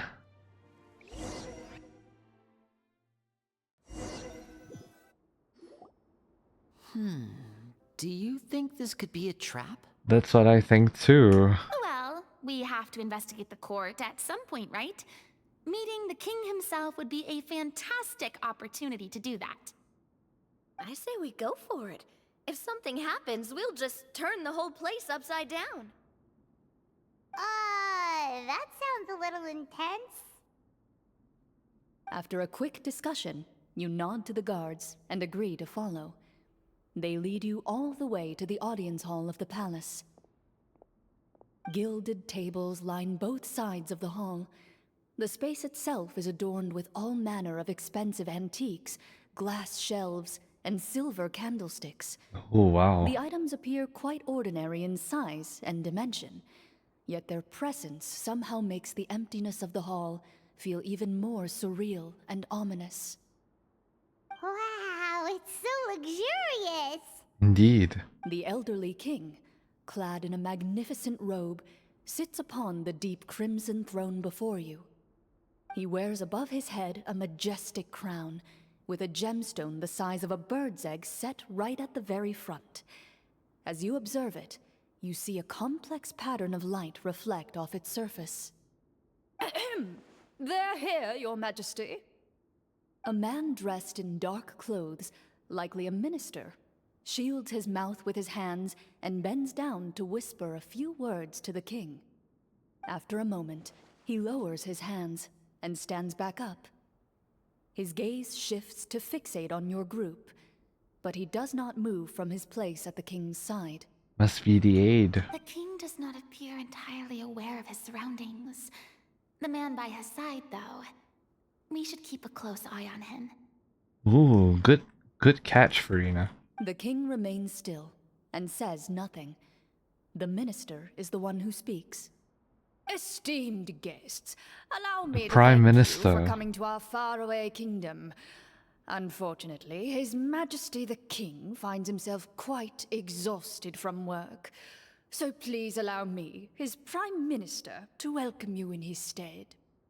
I've heard tell that your group, the Marechaussee Hunters, used your exceptional ability with the sword to repel the monsters near the capital. Such a great deed deserves to be rewarded. However, seeing that I was not fortunate enough to observe such a feat with my own eyes, you'll forgive me Oh for boy. seeking to verify the truth by speaking to you myself. He's one of the bad guys. Well, we've got nothing to hide. You brought us here to talk, right? So we'll just explain what happened. It's a trap. It's a trap. No. The golem's blades were so powerful, they could cut down trees in a single swipe. It took a lot of effort to defeat them, even for trained swordsmen like us. Well, that was enough details, right? Believe us now? Your account does indeed match those of the survivors. Since you were the ones who defeated the monsters, that must mean you are also in possession of the treasure they stole? Well, we did take the treasure, but... How did he know about the treasure? Indeed. Karina, you gotta Then speak up. I must ask that you return it at once. It belongs to the kingdom. What would it be doing there in the middle of Wait, nowhere? But didn't you just say that our great deed deserved a reward? Shouldn't the treasure be considered a part of that? Yes, that was indeed what I said. But you seem to have forgotten a very important distinction. Oh boy. Only that which is freely given by the king can be considered a reward. Taking the rightful wealth of a kingdom without said permission, on the other hand, is a crime. But that's completely unreasonable. Yeah, that makes no sense! If it weren't for us, the treasure would still be buried underground somewhere! Indeed. Maybe so, yet the fact remains. You tried to dispose of the treasure without reporting it to the court and without receiving permission, yes? Oh boy. What, no answer? Surely you're not insinuating that you, a group of legendary marechaussee hunters, sought to take the treasure for yourselves? How can you verify that the treasure actually belongs to the kingdom then, in that case? Well, what about the king? Is he just gonna let this guy talk for him the whole time? Clad in his magnificent robe, the king remains seated, with his hands resting on either side of the throne. His posture is rigid and unmoving. He stares forward with an empty look in his eyes, completely unmoved by the events before him. Is the Prime Minister a she or a he? From the looks of it, a he, but because, you know, this is like DND, so the Game Master is the one talking. Yeah. The Game Master is Clorinde, in this case. Could the Prime Minister be the evil sorcerer? Or could both the king and the Prime Minister have fallen under the evil sorcerer's control? Probably. I would like to observe the number of guards stationed in the hall. The guards in the palace appear fully armed, their expressions solemn. Sensing the tense atmosphere in the room, they stand at the ready, each with a hand placed upon the hilt of their sword, as if prepared to draw their weapons and surround you at a moment's notice. Well, there goes my plan to turn the whole place upside down, I guess. Oh boy. It appears we've been visited by nothing more than a group of ill-intentioned imposters. What a pity. Guards, take them away and throw them in the dungeons. Damn. Before I decide your fate, however, I must first determine whether you have any accomplices outside the court. Ooh. Can't we try to slip away? Or maybe start some kind of riot? But if we try to fight the guards right now... Don't worry. At least we figured out who's behind all this. Let's just play it by ear. If you're scared, Paimon, just hold my hand. You can have my hand too. Aw, thanks, you guys. You allow yourself to be led away by guards surrounding you on both sides. It's only when you begin to feel drops of water falling from the dungeon ceiling and smell the stench of death and decay all around you that you finally realize you've stepped into a completely different world. Yep. Stay here, and don't try anything funny. The guards lock the cell door and leave without looking back. Wait, sir! Your voice echoes through the dark hall, but the only response you receive is the sound of water dripping from the ceiling. Wow. No! What should we do now? carve out a new path of fate with our own two hands, of course. I draw my weapon. Oh. You reach toward your waist, but find nothing there. You now recall that your weapons were confiscated before the guards locked you in the cell. The bag of treasure along with them. Ooh. What about that knife I hid in my boot? When did you hide it in there? When I was thinking about digging a tunnel. Oh. Rejected. You failed to inform the GM of this course of action. Moreover, the guards would have conducted a thorough search before throwing you in prison. Expected nothing less of you, Navia. And the keys to the cell aren't anywhere to be seen? Correct. You don't even feel a lock hole on the cell door. Ooh. Oh, well, there goes all our plans. Indeed. Huh? Why are you the one saying indeed? Because that statement holds true for me as well. This is where the script ends. Oh. What? But that's a terrible ending! Generally speaking, this should be the point where the scriptwriter gives the players some kind of hint, or gives the GM some kind of code for how to move forward. I mean, maybe they just really wanted us to be immersed in the feeling of being in prison? Like, they'll only show us the way out once we've grown truly and utterly desperate? But I have a feeling that we're gonna experience it for ourselves. That is a possibility. If only there were desserts and tea in real prison. Oh, wait, guess that's kind of how the Fortress of Maryland works if you're lucky. True, true. Oh, before I forget, Navia, the short sword you had with you earlier. I took a closer look, and the craftsmanship doesn't appear to resemble anything from this era. If I remember correctly, that style was last in vogue several hundred years ago. Ooh. Wait, Clorinde said that sword used to belong to her master, right? Ooh. Does that mean her master has been alive that long? I doubt it. The way she went about things often made her seem childish more than anything. I'd say the sword was most likely an heirloom passed down over time. Hang on. A precious heirloom passed down to you by your master. And you gave it to me just like that? You weren't worried I might lose it? Master left many things to me when she disappeared. There was the sword, an old key, and a good amount of junk she probably just didn't want to take with her. I gave you the sword back then, because I didn't want our friendship to end. Aw. Wait, that's Wait, adorable. When did this happen exactly? After the duel. Between Mr. Callis and myself. Oh god. Ah. Yikes. Before that, Clorinde would have meals with us and even stay over at the Spina some days. She was on great terms with Papa as well. Yikes. After the duel, though, there was a period of time where we simply didn't know how to face each other.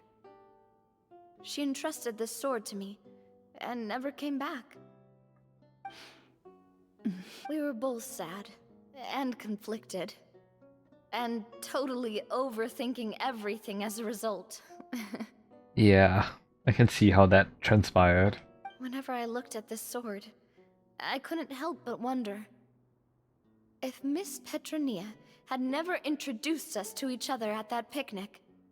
Maybe part of the sadness I was feeling could have been avoided. Back then, it felt like I hadn't just lost a father, but a close friend as well. Aw. No one can change the past. The most important thing is that you two found your way back to each other and can enjoy things like this together.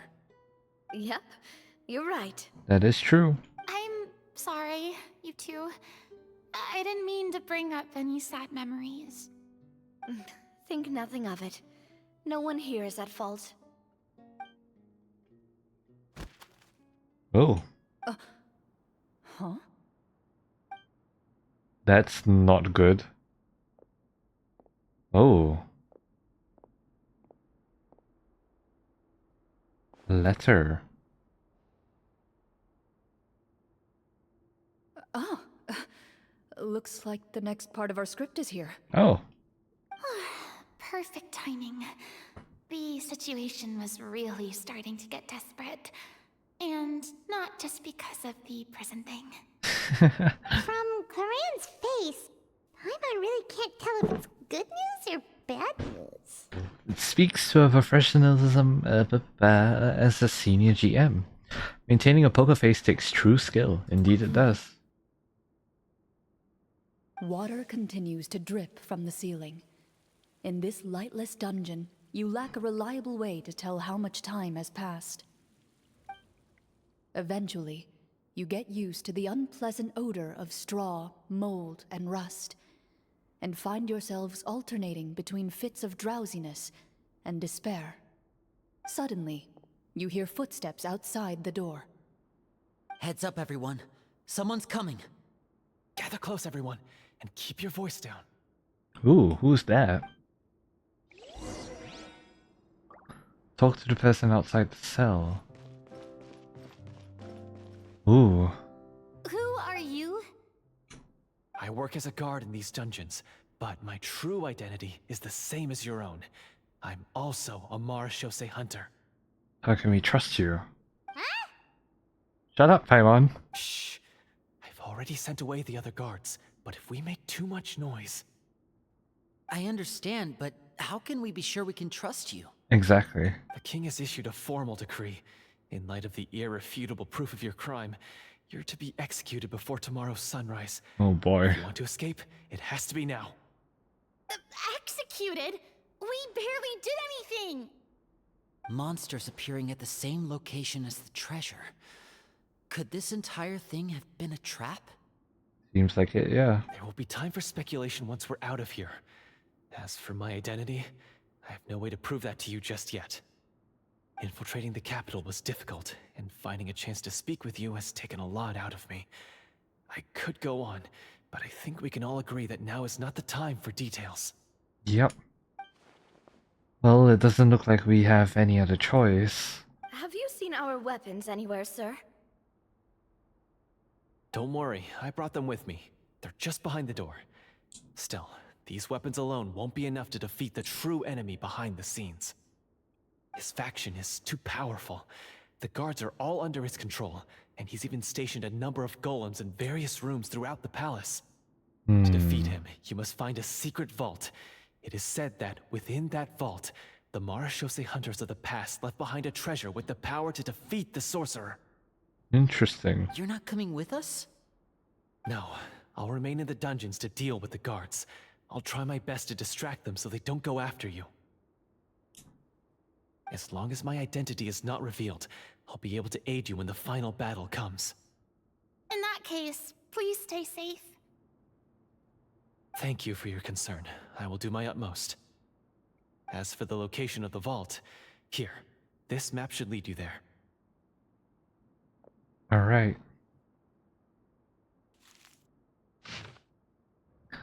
Ooh. Got it. All right, once I open the door, remember to stick close and refrain from making any noise. I'll lead you out of here as quickly as possible. Roger that. You now have the chance to restore the honor and legacy of the marechaussee hunters. So please, get out there and reclaim what's ours. And be sure to exercise caution. With the help of the guard, you successfully escape the dungeons. Your sense of despair and anxiety both seem to fade as you continue your quest. Ooh. Alright. Wait, we didn't get to use our skills at all while we were in prison. Who knows when we're gonna get the chance to use that cool summon spell? That is a pity, but we can only continue to move forward. Head to the secret vault and search for the treasure. Keep up.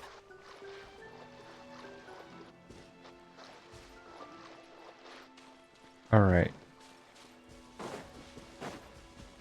Gotta assume it's in here, probably.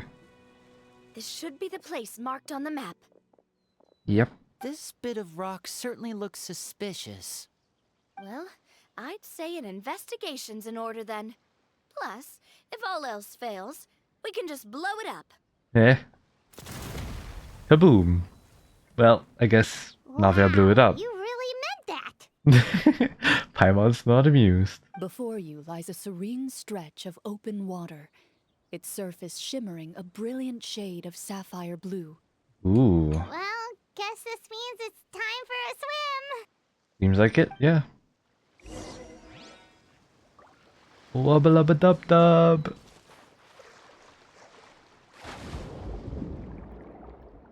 Oh wow. I wonder if this is event specific. Or is this like just a thing in general? Is there anything here or am I trolling?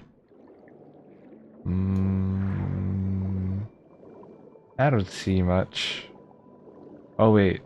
Yeah, I'm trolling. Lol. Ooh, where are we?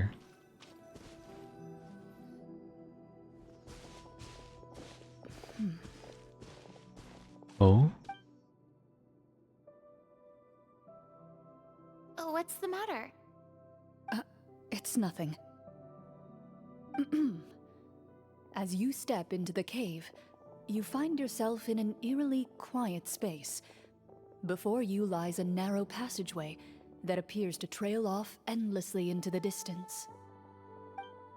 Interesting. Go further in. The music though.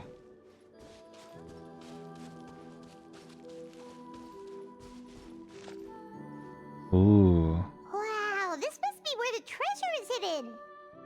But this door is blocking our way in. Huh. It almost looks like it's been here for quite some time. I've got to hand it to the tabletop troupe. They really went all out with the props. I don't think that no, Huh. it's definitely not What that. have we got down here? A kind of mechanism connected to the door? Ah, it looks like we might have to arrange it into a certain pattern. The Martius Hunter Pattern emblem. on a stone door. That's something Master mentioned before. Is something wrong, Clorinde? After a long, difficult journey, you finally arrive at the location indicated by your map. It appears to be an ancient site of some sort, where treasure likely awaits. Your surroundings are exceedingly quiet and serene, as if the secret that slumbers here has never once been disturbed. If you listen closely, you can almost convince yourself you can hear the sound of its calm, gentle breathing. Interesting. That description makes Paimon feel kinda bad for disturbing this place. We're doing this for the sake of the people, to free them from the evil sorcerer. I say it's time for this treasure to once again see the light of day. Linny's right. We need to keep going. The future of the kingdom depends on it.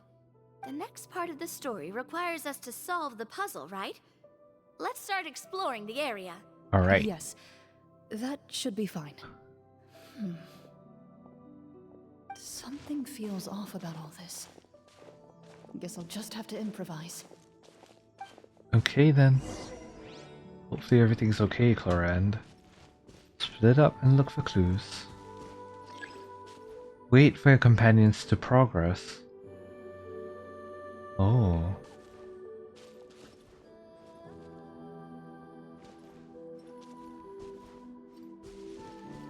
I suppose those with the dot dot dot means we can talk to them? Or are we just waiting for everyone to do their own thing first? I found something! Oh. Found something here too. Ooh. Where? Oh, there. Rena?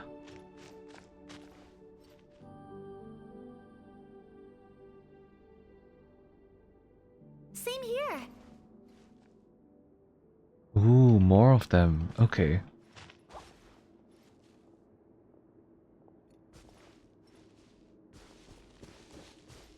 Can I talk to any one of you? No. Not at the moment. Operate the device. Activate the mechanism to solve the puzzle.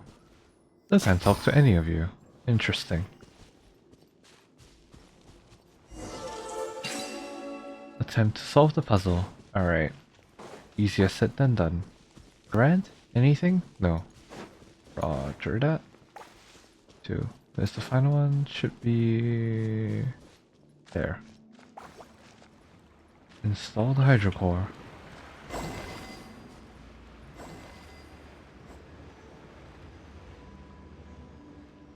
Oh, straight line.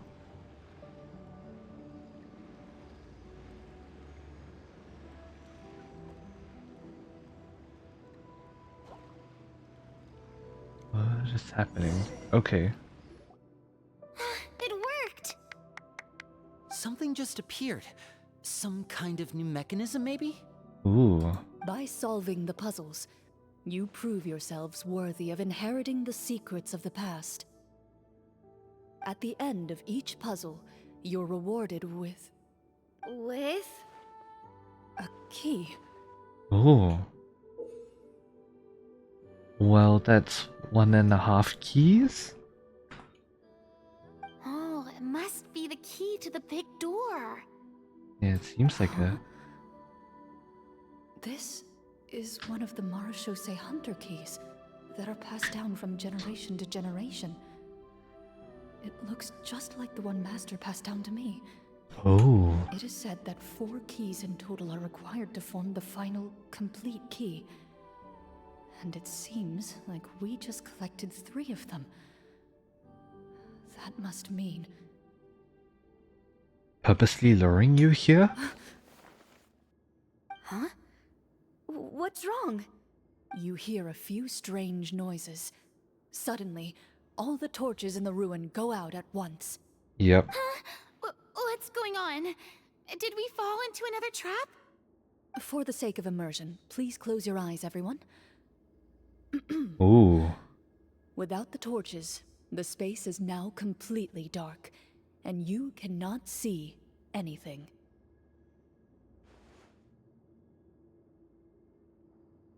But Paimon can still see a little bit over here.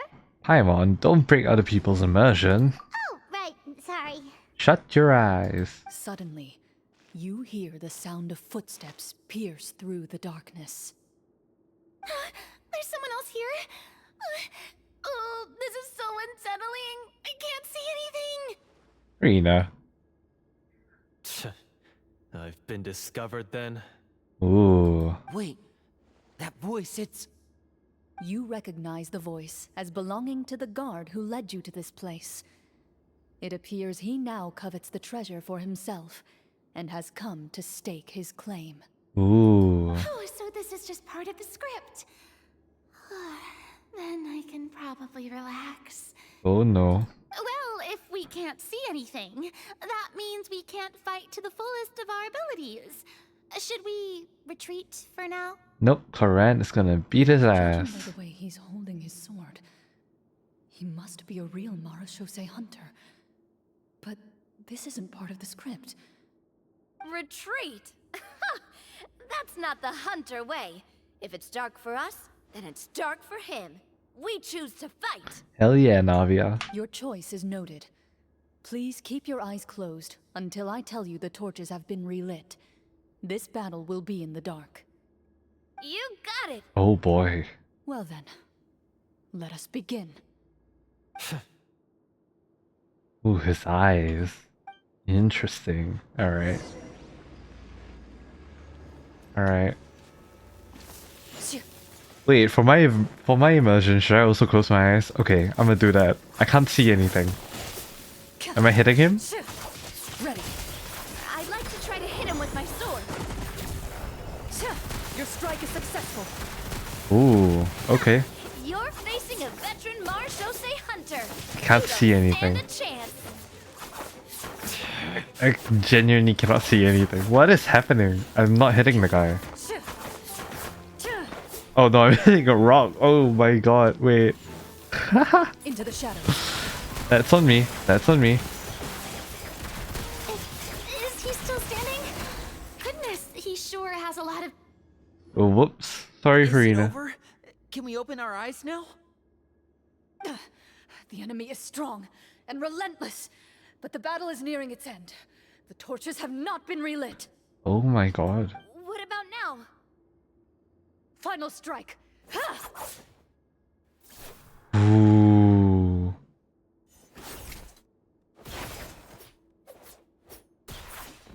Damn. Oh, well, did we get him? Why isn't she answering? Clorinde? Warm fire flickers across the walls once more. Your vision is now clear. In an impressive display of courage, the four of you successfully defeat the uninvited guest. Holy crap, her improv game is good. That look in his eyes. It's like he became an entirely different person as soon as I defeated him. Huh? Mr. Florian? Oh, wait. We're supposed to be role-playing. I should stay in character. Speak your name, guard. Why did you lead us here just to betray us? Good question. Is this treasure really more important to you than bringing peace to the kingdom? What kingdom? What peace? Those were nothing but lies! Ooh. I, Florian, am a true Marashose hunter, descended from hunters of ages past. So he's also using his real name. Or, wait, was that the name of his character from the very beginning? Ooh. Good one, yeah. Then I'm even more confused. If you truly are a Marashose hunter, shouldn't you want to help us just like you said before? Shouldn't we fight together for the sake of the people? What do you know? In this day and age, there's no glory to be had as a Marashose hunter. What's that supposed to mean? My skills were passed down to me by my father. We lived a life of obscurity in the remote wilderness. Still, he devoted everything he had to being a Marashose hunter. And what did he get in return? A life of poverty and pain. And a world that forgot all about him. When he died, not a single person came to mourn his passing. The Marashose hunters were the ones who saved this city, were heroes. We deserved more recognition and respect than this. Is he talking about how no one in the capital seems to remember the Ooh. hunters and their legacy? I didn't expect the script to contain this level of social criticism. No, I think this part is very real, Farina. So that's why you want to take the treasure for yourself? You feel like you're owed fame and wealth? If you already knew where the treasure was located, why didn't you just come down here and take it? Because I still needed the final key. Only a true Marashose hunter is capable of passing through this final door. As someone who sought to hurt others for his own gain, Florian lost that right long ago. His eyes are glowing. Okay, but what is this treasure anyway? We've got all the keys, right? So can we just go in and take a look? You're sure you want to go in? We've been talking about it for so long. Of course we want to see what's inside. And we've already defeated Florian, right? So he won't try to take it from us anymore. Pesky brats. Watch yourself. Ooh. Then let's open the door together. Ooh, okay. All right. Your choice of action is confirmed. Clorinde takes out the keys from earlier and walks up to the heavy door. Without anyone noticing, she takes out her own key and joins it with the others to form the final required shape. Before you, the door to the treasure, sealed and undisturbed for more than 100 years, finally swings open. You hear the shrill wail of the door hinge as it rotates for the first time after years of disuse, Ooh. almost like a sleeping giant letting out an extended yawn. You get the impression that the secrets buried behind this door might be just as heavy as the sound you just heard. Oh wow, all the knives and all the swords on the Come floor. on, let's go in. Paimon wants to see what's inside. Ah, Paimon. Ooh, me too. Aw. Rena. That's funny. Uncovering hidden treasure is the most exciting part of adventuring. What do we Indeed. have here? Uh-huh. A stone tablet? And some shabby weapons? Ooh. You call this a treasure vault? Looks more like an abandoned warehouse. Maybe the troupe ran out of budget at the end? Don't think Provided a so. super immersive experience at the beginning only to drop the ball at the most important part? They could have at least filled this place with cardboard Mora or something. Paimon. Wait, I get it now. Paimon, this is the real Marashose Hunter treasure. This is it? The Marashose Hunter treasure is just a stone slab and some broken swords? I can't believe it. I refuse to believe it! Damn.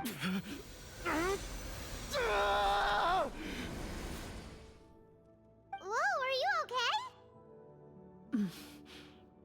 The Marashose hunter before you appears to suffer a serious mental breakdown. He needs to leave the room for a moment to collect himself. One of you seems to understand the significance of the treasure already. If the rest of you wish to follow suit, you may remain here in the meantime and explore your surroundings. Interesting. Talk to Florian at a distance. Where is Florian? Oh, okay, they're higher up there. What is the treasure supposed to be?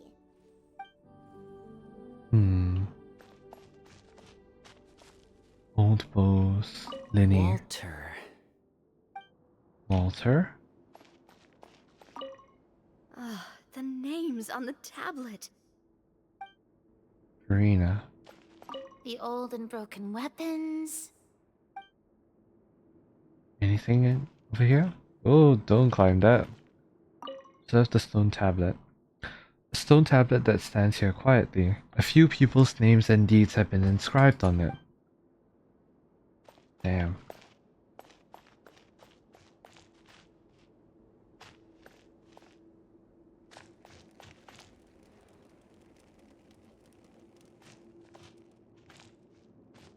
I'm trying to find a good place to take a photo. Lamau.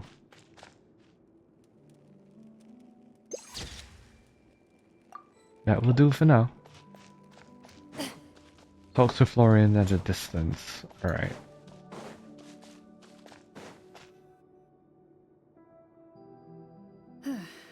So, how are you doing? Feeling any better? Thank you for following, Hiroshi. Hello. What just happened? Do you remember how you got here? Or what happened to your body just now?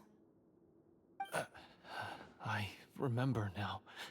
I brought you here because I wanted to... The explosives in the cave! That's not good. You mean these? Huh? I'm How good, did you- thank you.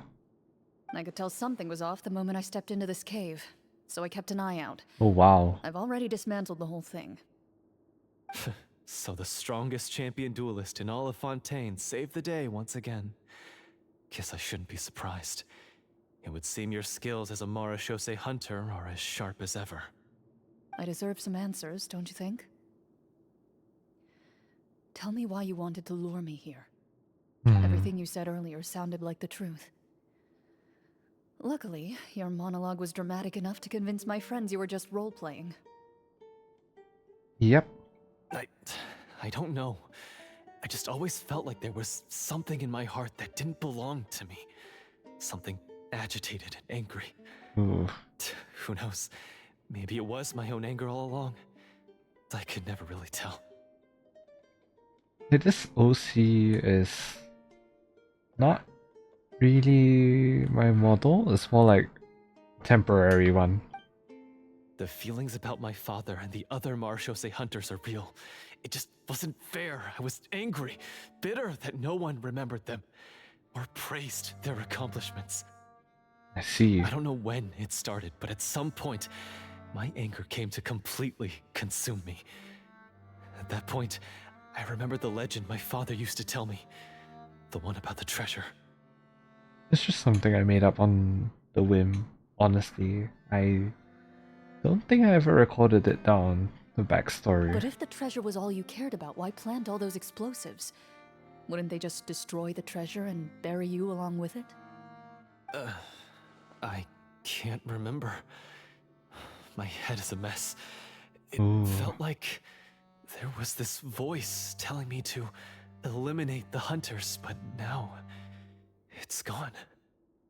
From your description, I suspect you were dealing with a Devorator. Devorator? Devorator?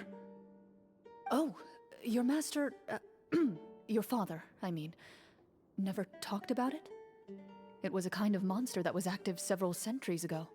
Hmm. No, I've heard of it. I'm just not sure why you suddenly... Wait, it can't be. The seal! What seal? The seal? My family has served as Marashose hunters for many generations. But the title and swordsmanship weren't the only things passed down over our line. There was a seal as well. My father instructed me to always watch over that seal and maintain it regularly. He said it had been passed down over a truly ancient age, and protecting it was our clan's most important duty. Oh, the seal. Okay. But I neglected that duty after he died. I finally decided to come down and check on it one day, and that's where my memories become fuzzy. The Devorator would be a formidable adversary for any mortal being, even ones as capable as the Hunters. If you lacked the power to completely destroy it, you could easily fall prey to its influence and corruption. In light of this, some Marashose hunters chose to seal the Devorator away, in the hopes that a permanent solution would come with the passage of time. I heard it has the power to amplify the obsessions and desires in people's hearts, Oh. to the point where they overtake you entirely. It would seem I'm not just lacking in skill with a blade, but in mental fortitude as well. And yet, you were able to retrieve 3 of the 4 keys. If I remember correctly, each was entrusted to a respected and capable hunter. How did you manage it? One of them belonged to my father. The second I stole from a different hunter. And the third was Oh. one that I snatched while the person was on the way home from the tavern. I nearly died in that alley. I know just how strong you are. It's as clear as day to everyone in Fontaine. I observed you from dusk to dawn, but could never find any opportunity to sneak up on you. I never even saw you drink a single glass of liquor. The only way I could think to obtain that last key was to lure you here using your hobby, and then... Oh, I get it now. That monster, it wanted to bury you here alongside the treasure.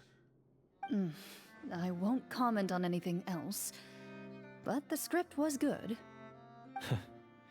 Well, I did pour my heart and soul into it. The stories my father used to tell me about the glory of the heroic Marashose hunters and how they came to be forgotten. It's more than just a story. Huh? You're proud to be a hunter. You're still holding onto that part of yourself, no matter how small. Yep. I have done so many despicable things. I have nothing to be proud of. Then explain the purpose of the evil sorcerer in your story. Isn't he the true antagonist? The one who sought nothing but his own gain, and used the people as pawns to attain it? In your heart of hearts, he was the one you truly wanted to defeat. But I've already tainted my sword. I no longer have any right to... Wake up, Florian. Remember how you introduced yourself earlier. Do you really think the hunters acted out of a desire for honor and glory? Or to be loved and acknowledged by the people? What did your father teach you about our order? Damn. You do not wield your sword for yourself, but to protect those you serve. There's nothing special about a blade. It's the intentions of the wielder that matter above all else. Do you still not understand? Even after seeing the treasure for yourself? The contents of that room, they represent the true legacy the hunters left behind. You're right. I am a Marashose hunter. It's time for me to redeem, no, to finally serve the people I vowed to protect all along. I wouldn't be so quick to push aside the need for redemption. I know. Of course. That's a charge I won't bother to defend myself against. Good. Then, come with me. And help me see the script through to the end. Aw. Huh? See the script through to the end? But there's no more script left. Never finished it, huh? Improv. I mean, I wrote the script with the sole purpose of luring you all here. There was no reason to write beyond this point. Improv time. Then we'll just have to keep writing it. The evil sorcerer still needs to be defeated. You mean the Devourer? Are you saying I have to make up the rest of the script as we go along? Hell yeah, we're all here for the improv. Is that really so hard? You've already written most of it. Surely you can write an ending where the hunters win and justice prevails. I'll be there to help you too. You aren't afraid your party will fall into danger? I know what my friends are capable of, and they're all quite skilled. Besides, I need their help. Oh. Then, are you going to tell them the truth about all this? I don't intend to spoil the fun. Sometimes, protecting dreams and fantasies is more important than exposing the truth. Don't you think? Damn. Isn't that the truth? Clorinde, you are remarkable. Truly amazing. Alright. Here's everyone.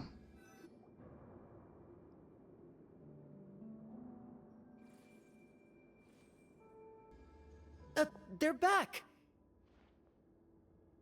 That took a while. Ahem! My fellow Marashose hunters, please forgive me for I have sinned. Wait, that's... oh my god, wait, that's funny. That's so out of character. Sorry. Uh, After crossing swords with you and witnessing your courage in battle, I've rediscovered my true self and regained my pride as a Marashose hunter. Oh, do I smell a redemption arc? freeness, enjoying it. I confess, I was brainwashed by the evil sorcerer. He asked me to lure you here so he could bury you in this cave. That little... Wait, you're saying all of that wasn't you, but the evil sorcerer? That's right. He's adept at manipulating the hearts and minds of the people. I fell under his influence because I did not possess a strong enough sense of will. Huh. And how are you going to prove that you're a changed man? We're not going to fall for the same trap twice. Ooh, To be good perfectly point. honest, I only came to my senses after seeing the treasure. It reminded me of my father's past teachings. The treasure was actually... The names of all the Marashose hunters from ages past and their weapons? Wait, you already know? Of course. Don't underestimate a veteran role player's exploration skills. Oh, wait, I mean, Marashose hunter Navia's exploration skills. We just finished reading through the content of the stone tablet. That tablet recorded the lives of some fascinating people. For example, this Marashose hunter called Est. She inherited the responsibilities of the Golden Hunter and passed judgment on many people. But in private, she had a very easygoing personality. Oh, Her favorite pastime was singing and dancing with her friends, and she was said to have a beautiful voice. So, she was just like you. Oh, you really think so? aw. Well, when you put it that way, I suppose I also have a few things in common with this Walter. Working as an executioner, he supposedly used a countless number of tricks to confound his enemies in battle. Oh, if only I could have seen the feats of magic he pulled off back then. Their lives were all so exciting. You could write so many cool books about their accomplishments. How could they have all been forgotten? Indeed. Because they chose to be. To hunt monsters that only appear in the shadows, you must also operate in the dark. To be a Marashose hunter is to willingly give up on wealth and fame. Then this stone tablet must have been left behind by their companions. That's right. Few Marashose hunters ever revealed their identity to the public. They always protected the city from the shadows. I like how you can tell which one is the roleplay and which one is real. The only time they spoke of their accomplishments would be at night, when they It's a gathered nice with their touch. fellow hunters in front of the bonfire to share stories of the monsters slain by their hand. So, this tablet was created not so that the hunters would be remembered by the people, but so that they would be remembered by each other. No wonder this place was so well hidden. Mm-hmm. You regard the stone tablet in solemn silence. The names of your comrades etched onto its surface serve as a reminder that you are never truly alone. Damn. The tablet proves that, although a hunter walks a shrouded path, it is not a solitary one. There will always be those who walk beside you, a fact that remains as true today as in ages long past. Their legacies shall continue to be passed down from generation to generation, as everlasting as the stone onto which their names are carved. Father, you once told me that I should seek out the treasure if I ever became lost. So this is what you wanted me to find. I've decided to trust you, Florian. I'd like to do an insight check on him. Well,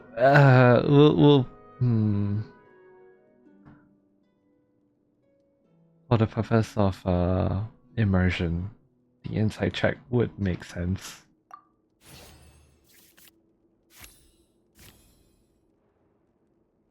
His eyes are sincere, and his Aww. words ring true.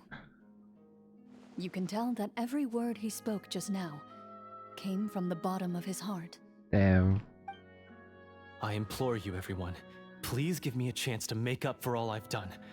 Allow me to fight alongside you and defeat the evil sorcerer that threatens the peace and prosperity of everyone in this kingdom. In this basement. Well, I say we let you join. Sounds good to me too. Everyone makes mistakes. What matters is what you do to make up for them.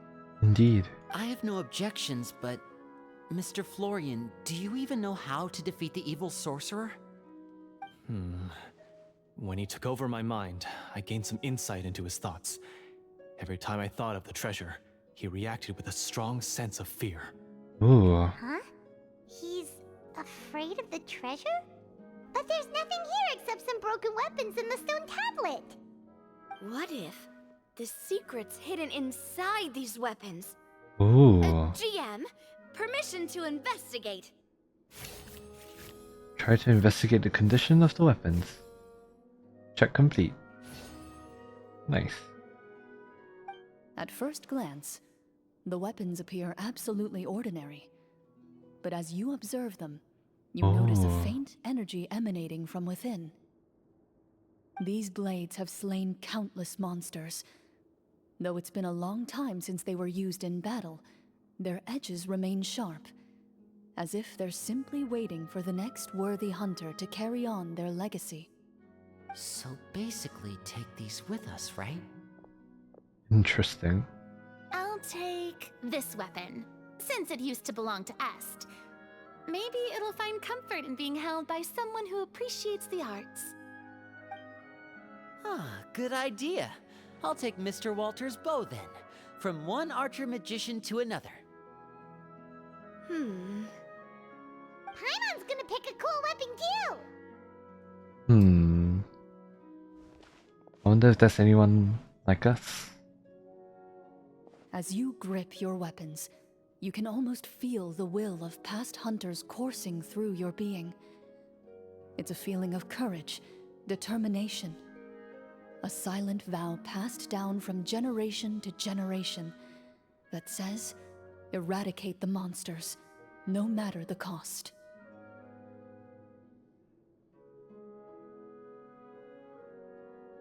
Mr. Florian, do you know where to find the evil sorcerer? I was able to see his surroundings when our minds were connected. I believe he's currently hiding out at the church in the kingdom. Ooh. The basement in that my We house? must be extremely careful. He's spent so long living among monsters that he's now taken the form of one. He will not be easily defeated. Then why don't we explore explore some more and try to find some higher level gear. We don't want to just fight him and lose, right? True. Oh, No. no. We have to strike now. He was greatly weakened when I managed to break out of his control. If we let him rest, he might have time to escape. I agree with Mr. Florian. We've got to act while we have the advantage. Don't forget, the people of the capital are counting on us. Alright. Yeah, now that we've got a plan, there's no point in waiting. The longer this drags on, the worse it will be for everybody. Yes, that's what's called... Taking the initiative. Catching your enemy off guard. Yes, that's exactly right. Alright, you've persuaded Paimon. Mr. Florian, Of course. please, lead the way. Of course. Follow me. He had to set up so many scenes today, and now he has to join in for this last part. I really don't envy his job. Finally, you decide to slay the evil sorcerer and bring peace back to the kingdom once and for all. As you walk away, you feel the gaze of the stone tablet at your back, as if all the hunters of the past are wishing you success in the battle ahead and awaiting your triumphant return. God damn. Go to the church in the capital. Where? Mondstadt? Oh no, okay. Here. Why did I say Mondstadt? Oh, there's some quest that I forgot to do. Interesting. I'll do that in a bit.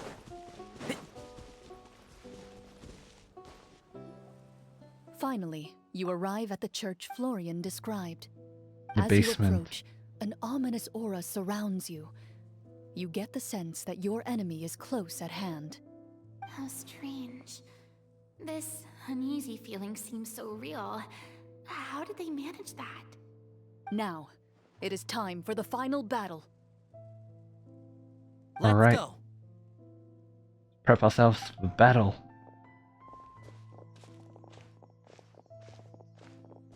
Florian, wait.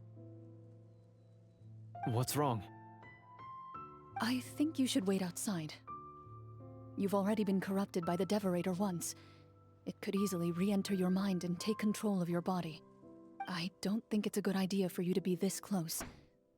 If it corrupts you again, it's possible you might take on a new form entirely. That's exactly why I have to go. Why I should be at the very front. Damn. You mean... Yes. I intend to lure it into my body. That's too risky. If things get out of hand, I might have to kill you. Do you understand how dangerous this is? I understand, but if I do this, you'll have a clear and visible target. The Devorator will have a hard time passing up a chance to enter a body it knows how to control. You won't have to worry about any of your friends being taken over. Oh boy. You're not like me, Miss Clorinde. You're a just and powerful Marechaussee hunter. The monster broke free due to my error. It's only right that I shoulder the responsibility for its destruction. Oh This boy. is something that I have to do. Consider it a duel to restore my honor. My only request is that you give it your all.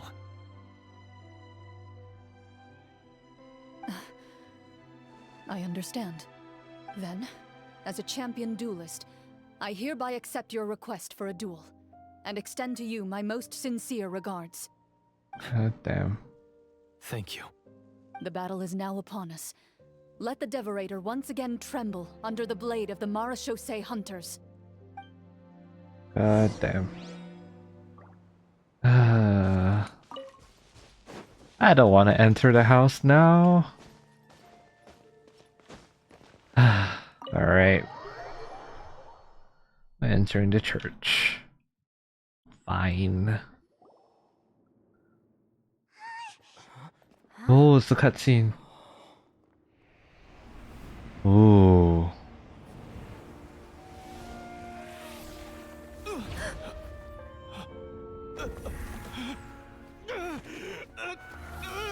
Oh no.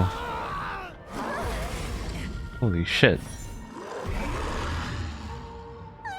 So lifelike. Oh, tree companions.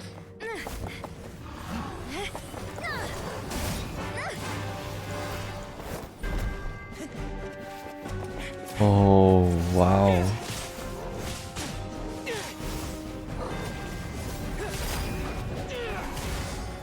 Sheesh. Ether is slick with his moves. Holy crap. Didn't he? Navia. Ooh.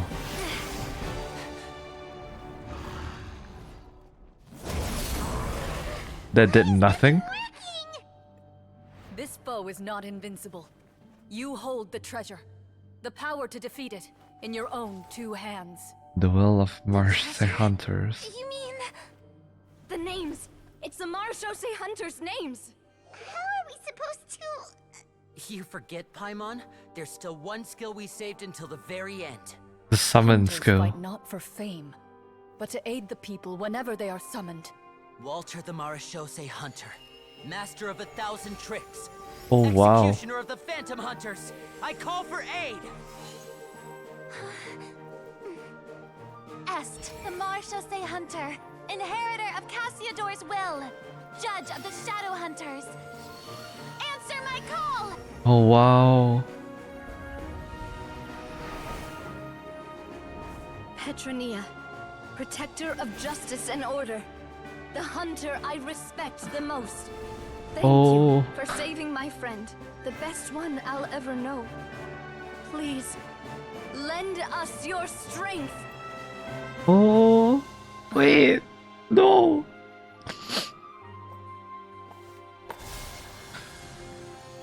We have come to answer your summons. Holy.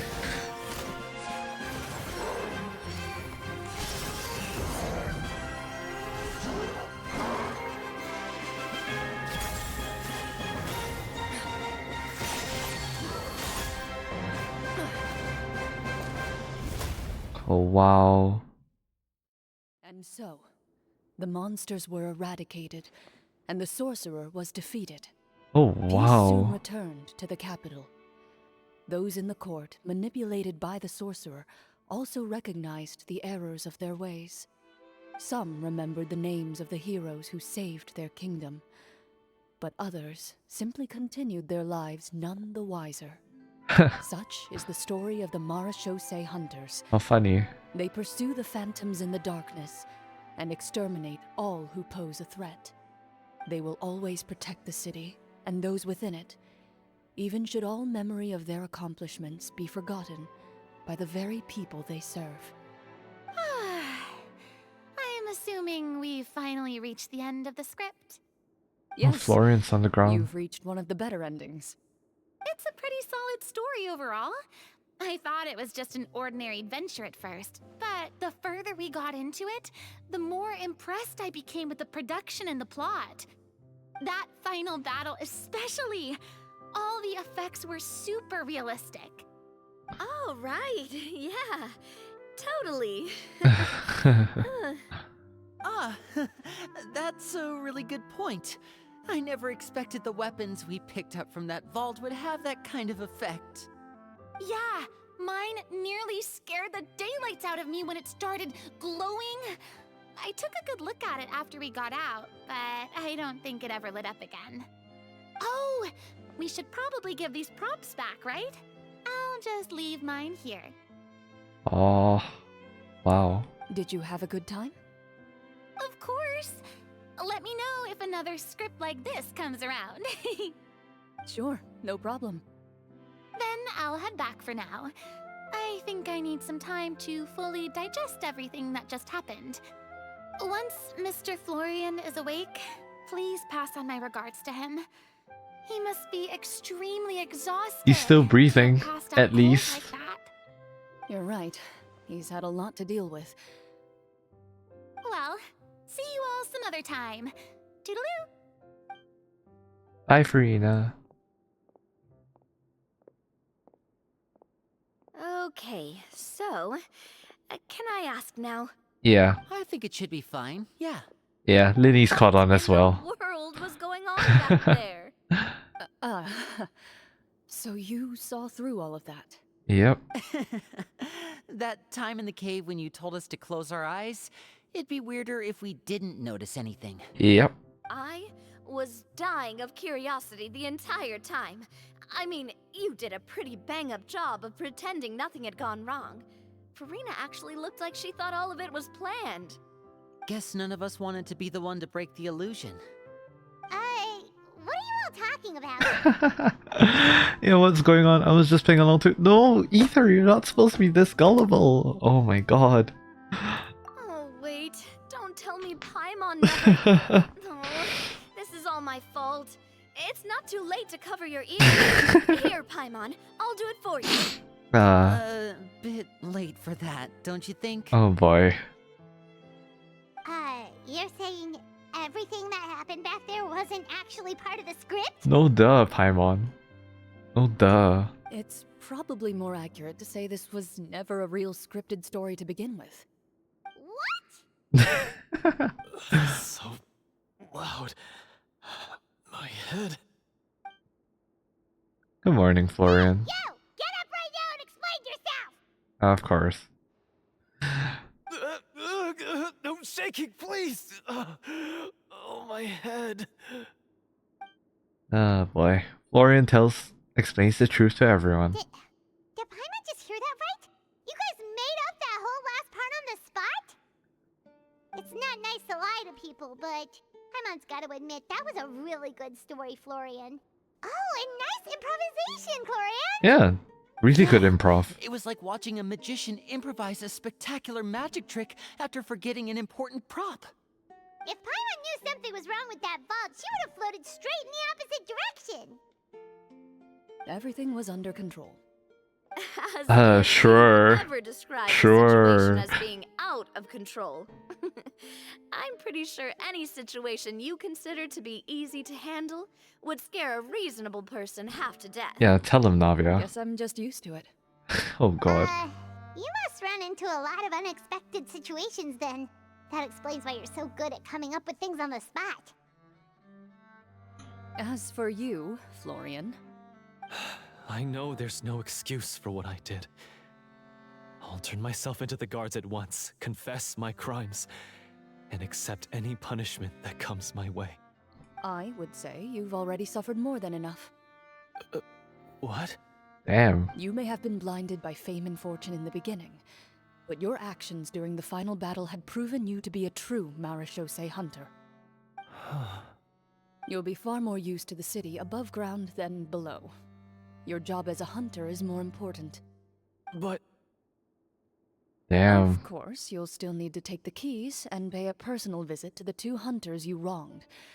Prepare to accept any terms they give you as well. yes, of course. As far as I'm concerned, though, your showing in the duel was enough to prove your honor. Then I'll do exactly as you said. I'll go return those 2 keys right now. Thank you so much, everyone. I'll do my best to prove myself worthy of the second chance you've given me. I swear this on my name and honor as a Marechaussee hunter. Until we meet again, everyone. Until we meet again, Florian. You exit the basement shortly after Florian.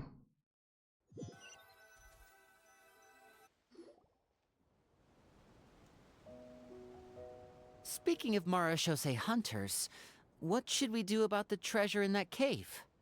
Leave it be. Are you sure? We could show it to people, make it so that the hunters are remembered. Don't you want that? No. Every name on that tablet made the same choice. All hunters know what the path entails. I am no exception. My identity as a Marechaussee hunter is not something I need people to remember. I wish only to be recognized as a champion duelist. Nothing more.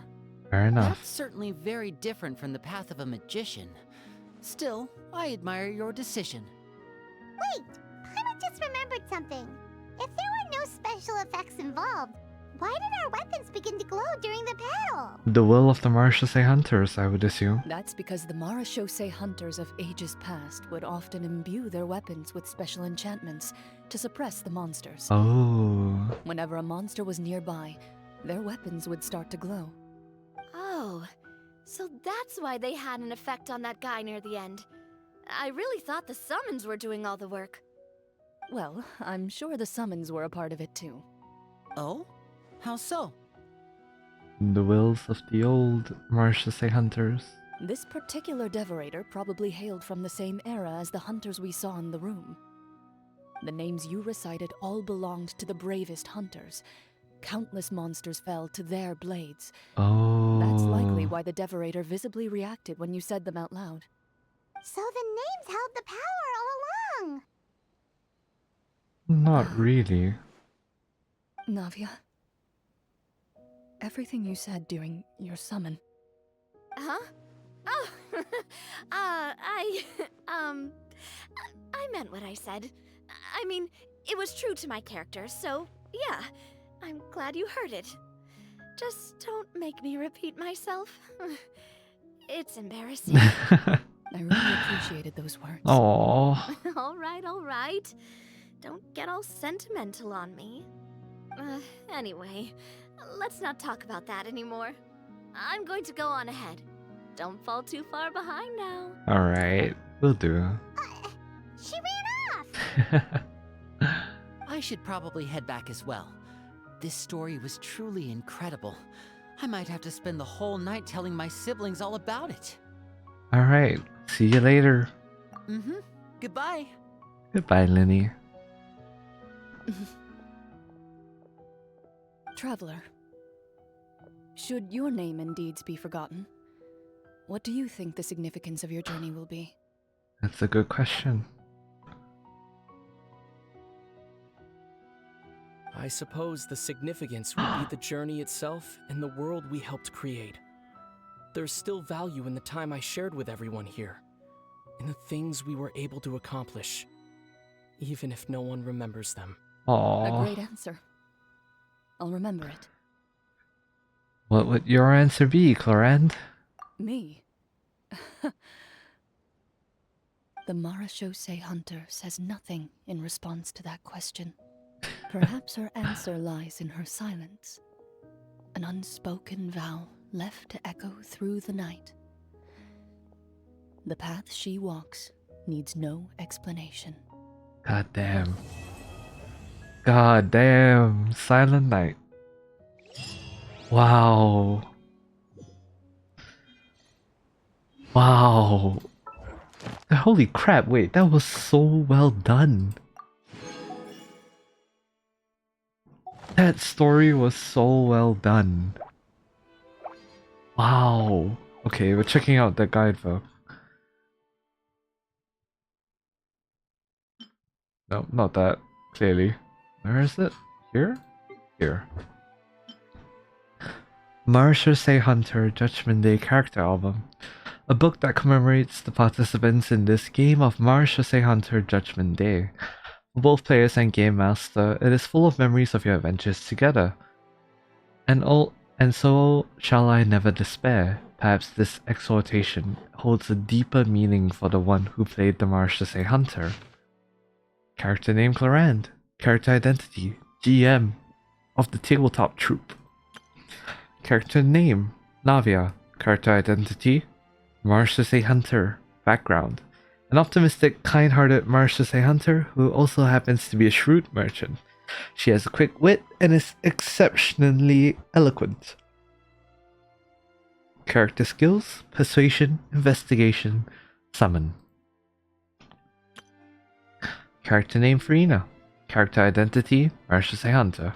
Background: a Marachose Hunter with a beautiful singing voice and a deep grounding in the arts, capable of moving people to their very core through the power of performance. Deep down, she yearns that someday she might become a performing artist in a more peaceful era. Character skills: art, performance, summon. Character name Linny. Character identity Marachose Hunter. Background: the adopted son of a Marachose Hunter. His experience of roaming the streets as a child has taught him some key survival skills. Character skills: Stealth, Sleight of Hand, Summon. Character name: Hikaru. Character identity: Marshase Hunter. Background: a kind, upstanding Marshase Hunter. You introduce yourself to your companions with the following words: I've been studying medicine ever since I was a kid. I want to do my part to eradicate these monsters and use what I've learned to heal others. Character skills: Medicine, Insight, Summon. Character name: Paimon. Character identity: Marshase Hunter's good friend. Background: follows the Marshase Hunter Hikaru around in capacity of best friend and guide. Wow. HOYO, we need those to be real outfits, like in-game outfits, please. Those are very good outfits that we definitely need in-game. Wow. Clorinde's story quest is something. Like, genuinely, it is something. Like, wow. I am in awe. That was very well done. Like, holy crap. The fact that they managed to Thank you for Alright, sorry, Catherine. The fact that they managed to incorporate like all of the D&D elements, and like not only that, but the fact that we got to learn more about the Marshase Hunters, Clorinde's background, her hobbies, and everything in one story quest. This was an absolutely well done story quest. Wow. Like, this is very inventive, innovative. Like, the ingenuity of it is absolutely amazing. Genuinely. I was very invested in this quest from start to finish. Like, normally it takes me a while to like get immersed in the quest, but this was honestly had me hooked right from the start. So props to the writing team, and of course all of the animations and whatnot absolutely helped with the world building, the character development and everything. Wow. I have no words. 10 out of 10. I would love to re-experience the story quest once more. Oh, where did that bird go? But yeah, anyways, for those of you guys watching on YouTube, this marks the end of Clorinde's story quest, Ripperia Chapter Act 1, Silent Night. I hope you guys enjoyed it as much as I did, and yeah, I'll see you guys in the next video. So thank you all so much for staying all the way to the end. If you did, I just hope that whenever you're watching this, that you have a great day ahead, and I'll see you guys in the next video. Keep a lookout in the communities tab once more for other for more video uploads and video upload schedules as well. Yeah, bye bye.